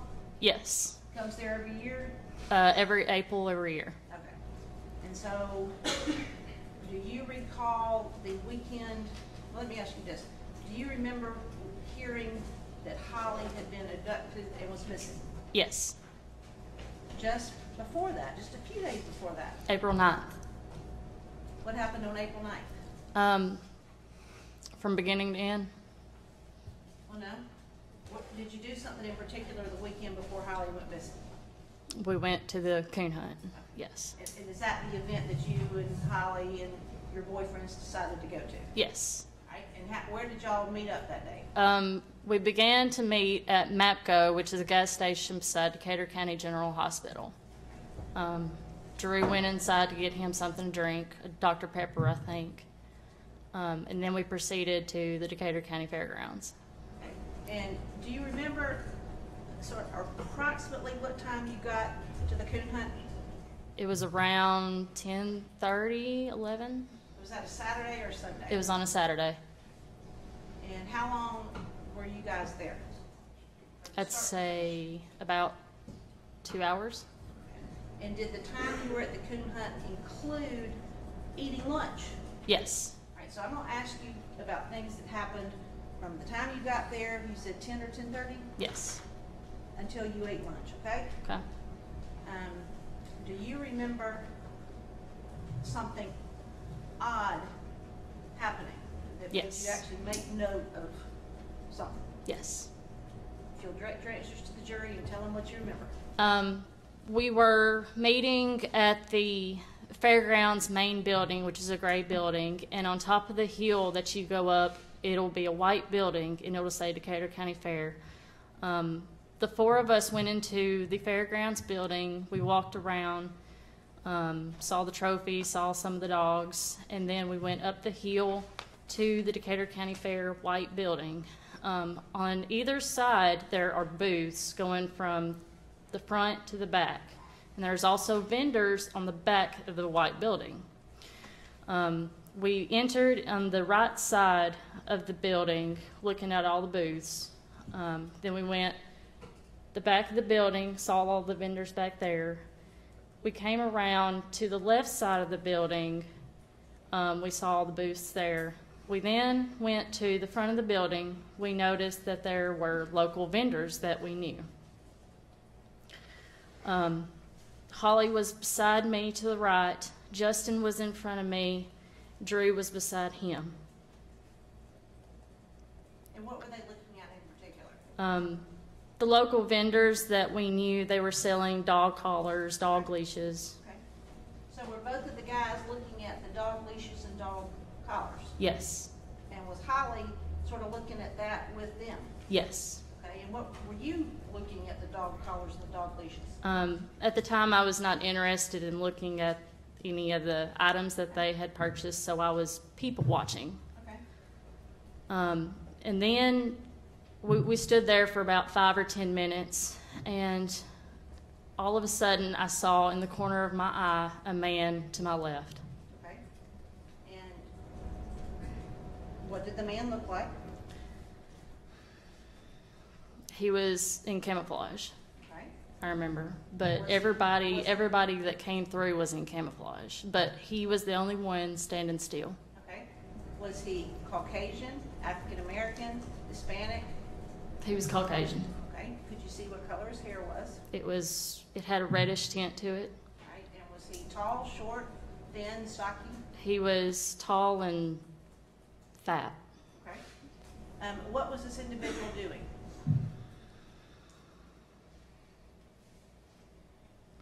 So I was looking in the corner of my eye. I saw him on his cell phone. He had a black flip phone to his left ear, looking down, scooting some dirt in the ground, and looking up at me and Holly. He did that again. He looked down, scooted some dirt, and looked back up. And when you're saying scooting some dirt, bending over, scooting, what are you talking about? He was standing straight with his foot out, scooting dirt. Okay. So you saw him, eyes down, looking at the phone, and then look back where you and Holly were, Mm-hmm. and then Yes. eyes down on the phone, and then look back up. He was talking on the phone with someone. Okay. Well, I mean, could you actually hear him talking, or is that what it appeared? It appeared he was talking to someone, But you yes. couldn't hear from where you were? No, How far away was he from you? about 10 to 20 feet. Okay. And was that the end of it? He did that about 5 or 6 times. After, about 5 or 6 times, I felt uncomfortable. Well, let me ask you this. You said he would look down and look up. Did he look down when you caught his eye? Like, she sees me looking at her and now look down, or was he? When I was glancing toward his way, he looked down. Okay. And then when I looked away, that he was looking up. But I caught him a few times looking up towards us. All right. And you said that happened 5 or 6 different times? Yes, ma'am. Over what period of time? 15, 20 minutes. And then you indicated you started feeling uncomfortable and y'all left? Yes. Okay. Did you tell your boyfriend, Justin? Did you mention it to Holly? Did you say anything to Drew? I tugged on Justin's sleeve and I said, "Let's go." Okay. So after tugging on his sleeve and saying, "Let's go," did you tell him, or did you tell Drew, or did you tell Holly? No. Did it, other than making you feel uncomfortable, were you at that point concerned for your safety, or did you report it to anybody else? That day, no. Truth is, did you just think he was looking at the 2 girls? In a flirtatious way, yes. All right.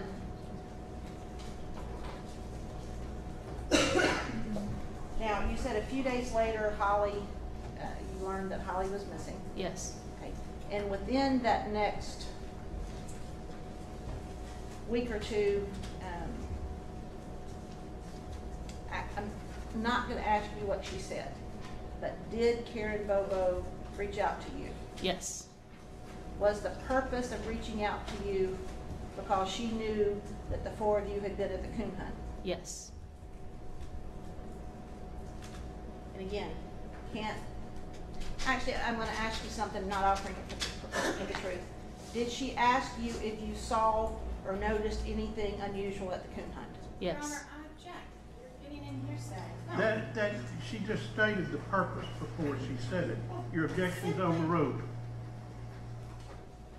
Based on that question, did you subsequently report to Karen Bobo and then to law enforcement what you had seen? Yes. And at some point in the next few weeks, were you asked to draw a sketch, or excuse me, were you asked to assist somebody, a sketch artist, in drawing a sketch of the individual? Yes, ma'am. Did you do that? Yes, ma'am. May I approach? You may. Have you ever seen that before? Yes. And what is that? The drawing that the sketch artist drew. And did this appear to be, or I guess accurately reflect the individual that you tried to describe that was watching you and Holly? Yes.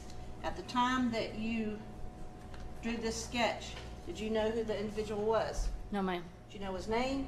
No, ma'am. Had you seen his picture? No. Your Honor, ask that Mark is the next numbered exhibit. Sure, 209? Yes, sir.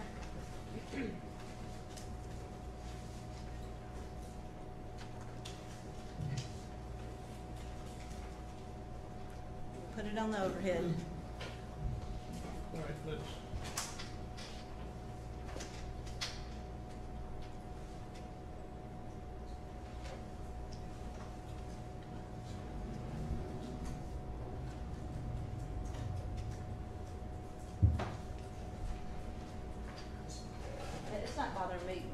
if it's not bothering the jury, we need to fix that. Right. So, at some point in time after you drew the sketch, okay, did Karen Bobo once again ask to speak with you? Yes. And did she show you a photograph? She did. Pass forward photograph and ask if you've seen that. I haven't seen this, Your Honor. It's in the discovery, but let me bring this over here. There's a lot of discovery, so let's give her a little look-see. And you folks now know what discovery is, right?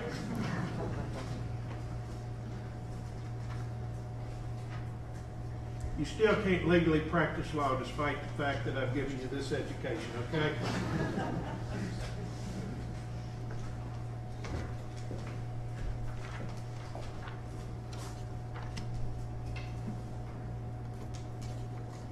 Do you recognize that picture? Yes. How do you recognize that picture? Karen Bobo showed it to me. Okay. Is there anything else about that picture that is familiar to you? It was the guy I saw at the coon hunt. Now, should this be marked as the next one? 210.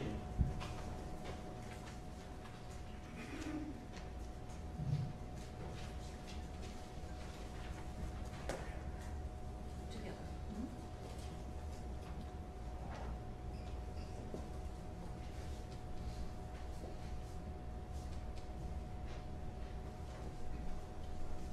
When you recognize the individual, not the sketch, the photograph of the individual, at that point in time, did you know who that was?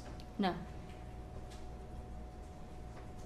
After Karen Bobo showed you the picture, were you again asked to talk to law enforcement Yes. about that photograph? Yes. And did they present you with a photograph that looked just like the other one? Yes, ma'am. And at the time they presented the photograph to you, did they ask you any other information about this, I don't know, the description of the man?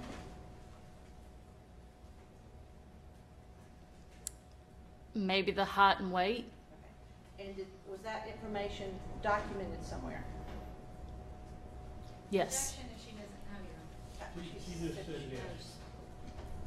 And where was the information documented that you gave to the police?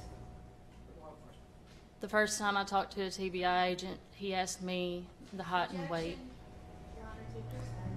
Asking for the height and weight is not hearsay. It's asking what information she gave in response to that question. She, in her defense, she wasn't sure what the response was going to be. Go ahead. Did law enforcement ask you for a description the first time? Or the second time? Or the third time? Yes. Did you give them the description? Yes. Did you notice where they notated it? No. Okay. Do you know who that's a picture of? Shane Austin. I have nothing else, Your Honor. Cross.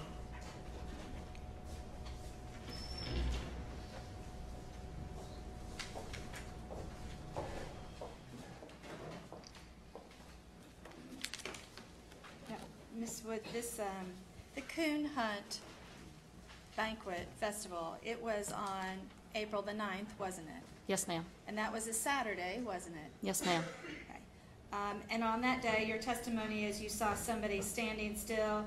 When you say he's rubbing or pushing dirt, do you mean that he's standing there with his foot kind of going back and forth in the dirt, kind of making lines? Yes, ma'am. And he appears to be talking on the telephone. Yes, ma'am. And he just keeps looking at you and Holly standing there. Yes, ma'am. And you say it's 5 or 6 times while he's standing there. Yes, ma'am. Okay.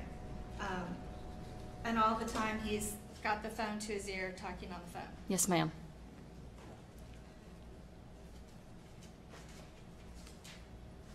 So when you when you first talked to law enforcement, it's June 26th of 2011, wasn't it? Yes, ma'am. So it's several months later. Yes. Okay. And at the time, even though it disturbed you that he was looking at you, you didn't give it any more thought the next day or the day after, did you? I thought about it every day. Well, but it's after Holly disappeared that it became significant to you, isn't it? Yes. Okay. And then that's what's haunted you because you feel guilty about this somehow, don't you? I can see you're emotional. Let her answer the question. What do you mean guilty? Well, I mean, you're emotional about what happened, aren't Yes. you? And if you've thought about it every day, perhaps you've thought about what ifs in this situation. Is Yes. that right? Okay. So I wasn't trying to imply that you were somehow responsible, but you've thought about what ifs. Correct. And so that day you went in and they brought in a professional sketch artist, just like you see on television, and you kind of described as best you could from memory. Yes. Okay. And definitely after Holly disappeared, you thought about this a whole lot. Yes. Okay. And then shortly after you had drawn the sketch, Karen Bobo was present, but outside the room. Isn't that right? During the sketch? She wasn't present during the sketch, but No. she was around. Yes. Okay. And so you had stepped out, and that's when she showed you a picture of Shane Austin. What time frame? Well, you tell me what time frame she showed you the picture of Shane Austin. It was a few months after. Okay, a few months after. Maybe you a did the couple sketch? months. Okay, is it possible that you're confused about that and that she showed you the picture shortly after you had done the sketch? Yes. Okay. And so it's after she showed you the picture and told you that was Shane Austin that then you put the two together, isn't it? Yes. Okay.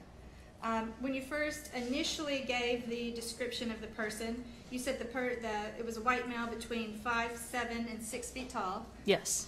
and weighed approximately 250 pounds, Correct. had glasses. Yes. You said he was dressed in camouflage clothing and brown boots. Yes. And as you said, at the coon hunt, everybody was dressed in camouflage clothing and Correct. because the whole idea is a lot of those people are there to do coon hunting, aren't they? Correct. Yes. Plus, it's a style indicator to wear camouflage. Yes. You just have to answer out loud for the court reporter. She did. Yes. And I heard her, okay? I know, she shook her head at first. Well, she answered, Yes. I heard her.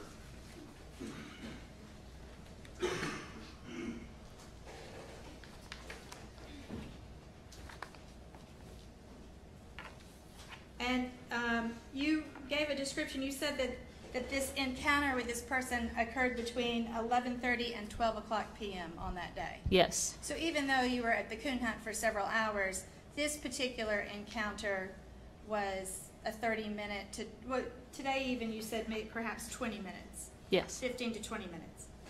Somewhere between 11:30 and 12 o'clock hours. Is that right? Correct. No further questions. Anything else? No, sir. All right, thank you very much. You're free to go.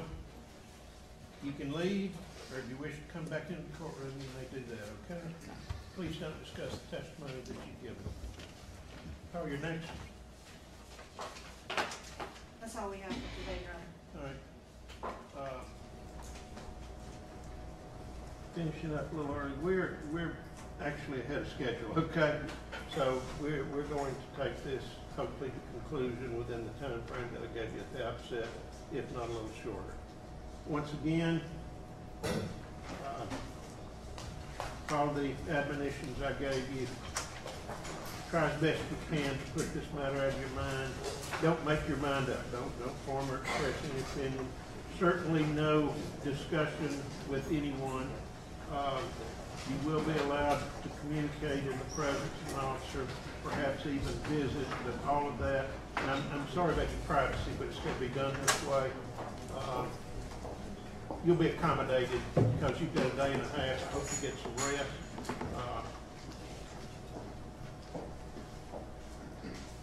I don't rest very well. I hope you guys do, but I kind of tune in and I don't totally relax, but I hope maybe you can be a little more successful.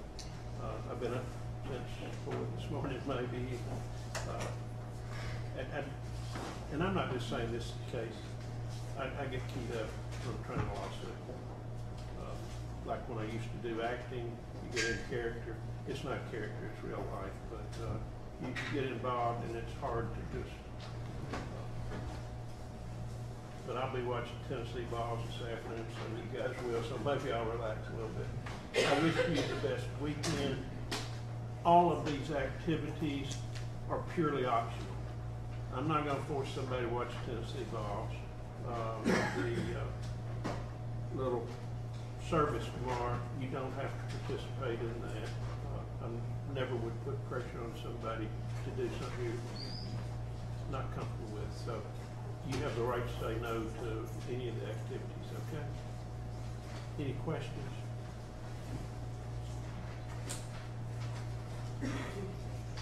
Thank you so much.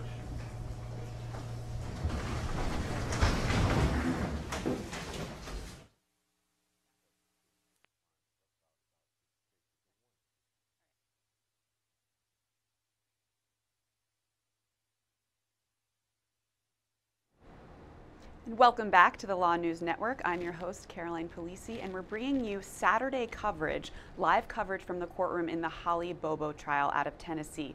Zach Adams is on trial there for the murder, rape, and kidnapping of 20-year-old nursing student Holly Bobo.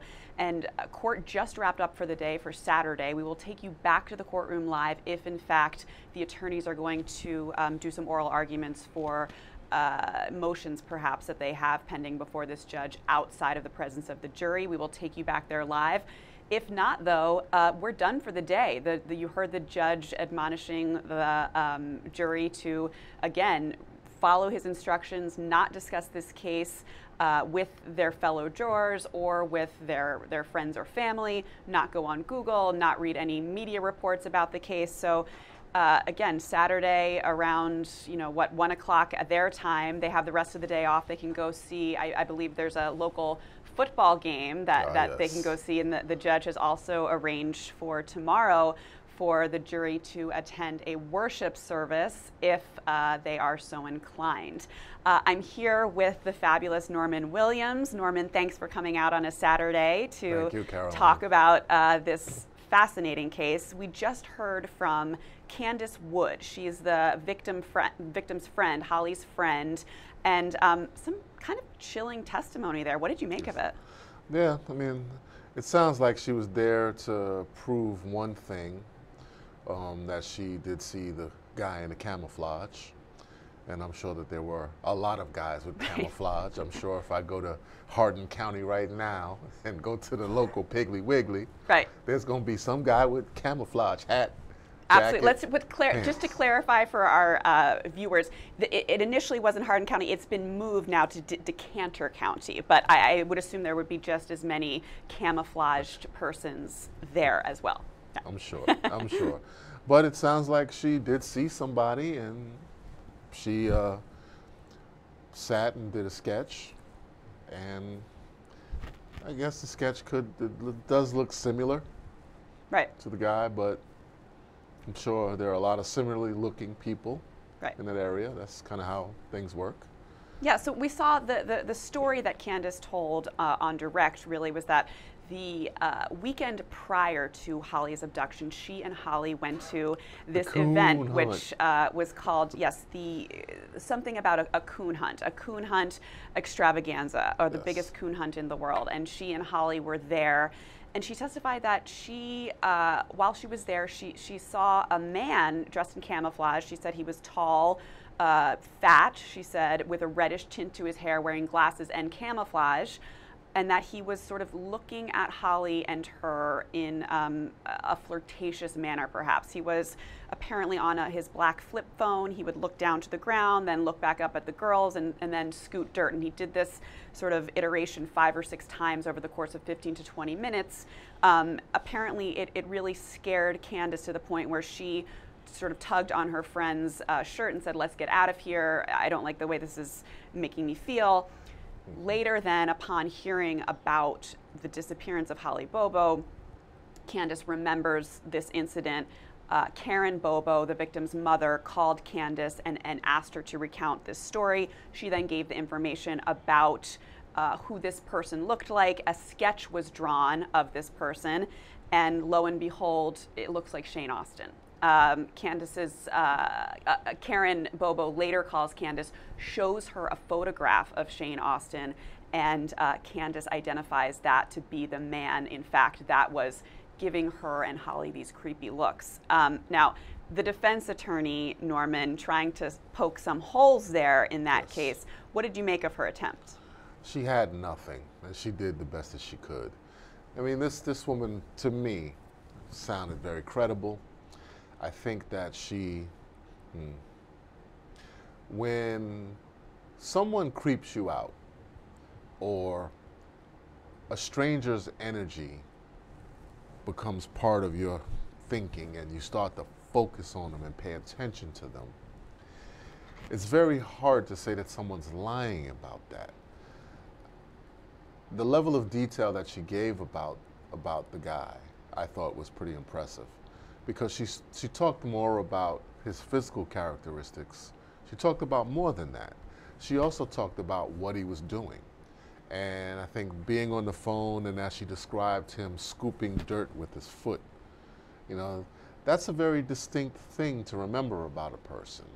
And it adds more credibility to her recollection. It adds more credibility to the fact that when she was in the moment, this guy's energy bothered her. You know, and that's how things work in life. I think that the defense attorney's attempt to suggest that she felt guilty or she wished that she had spoken up, that doesn't really help the defense at all. Right. You know, and she was, I think that she was hoping that this witness would say something that she could start to chip away at the credibility, chip away at her hindsight analysis of this person, of this guy in the camouflage with the tinted red hair and the fat guy. Right. I agree with you, Norman. This girl, she, you know, she doesn't have a dog in this fight, as we like to say. She has no reason to get up on that stand and lie. She was clearly very moved, and as a woman, I think, you know, all of us women can relate to when we are sort of, you know, we have sort of these feelers out, and we can tell when something just doesn't feel right. And it sounds like she really got that vibe from this guy. She immediately sensed that something was wrong here, that he just creeped her out, and she wanted to go. So it makes sense that she would remember that. Again, I think she was very credible, and I think we saw a little microcosm of sort of this trial play out there in the back and forth between the judge and the defense attorney. The judge really not liking the defense attorney, admonishing her that, you know, the witness had in fact answered when she stated, you know, please give a verbal answer. There were some hearsay issues yet again. Yes. Really just, again, a small microcosm of this trial. I'm just hearing word that court is in fact adjourned for the day. The Holly Bobo trial out of Tennessee will be adjourning for the day. There will be no arguments in front of the judge. So that means that we here at the Law News Network are going to sign off for our special Saturday coverage of the Holly Bobo trial. Norman, thank you for being here with us. Always a pleasure. Thank you for having me, Caroline. It's been great. Yeah, and we'll see you back soon. Of course. For now, it's Caroline Polisi signing off at the Law News Network, and we'll catch you back here on Monday morning. Goodbye.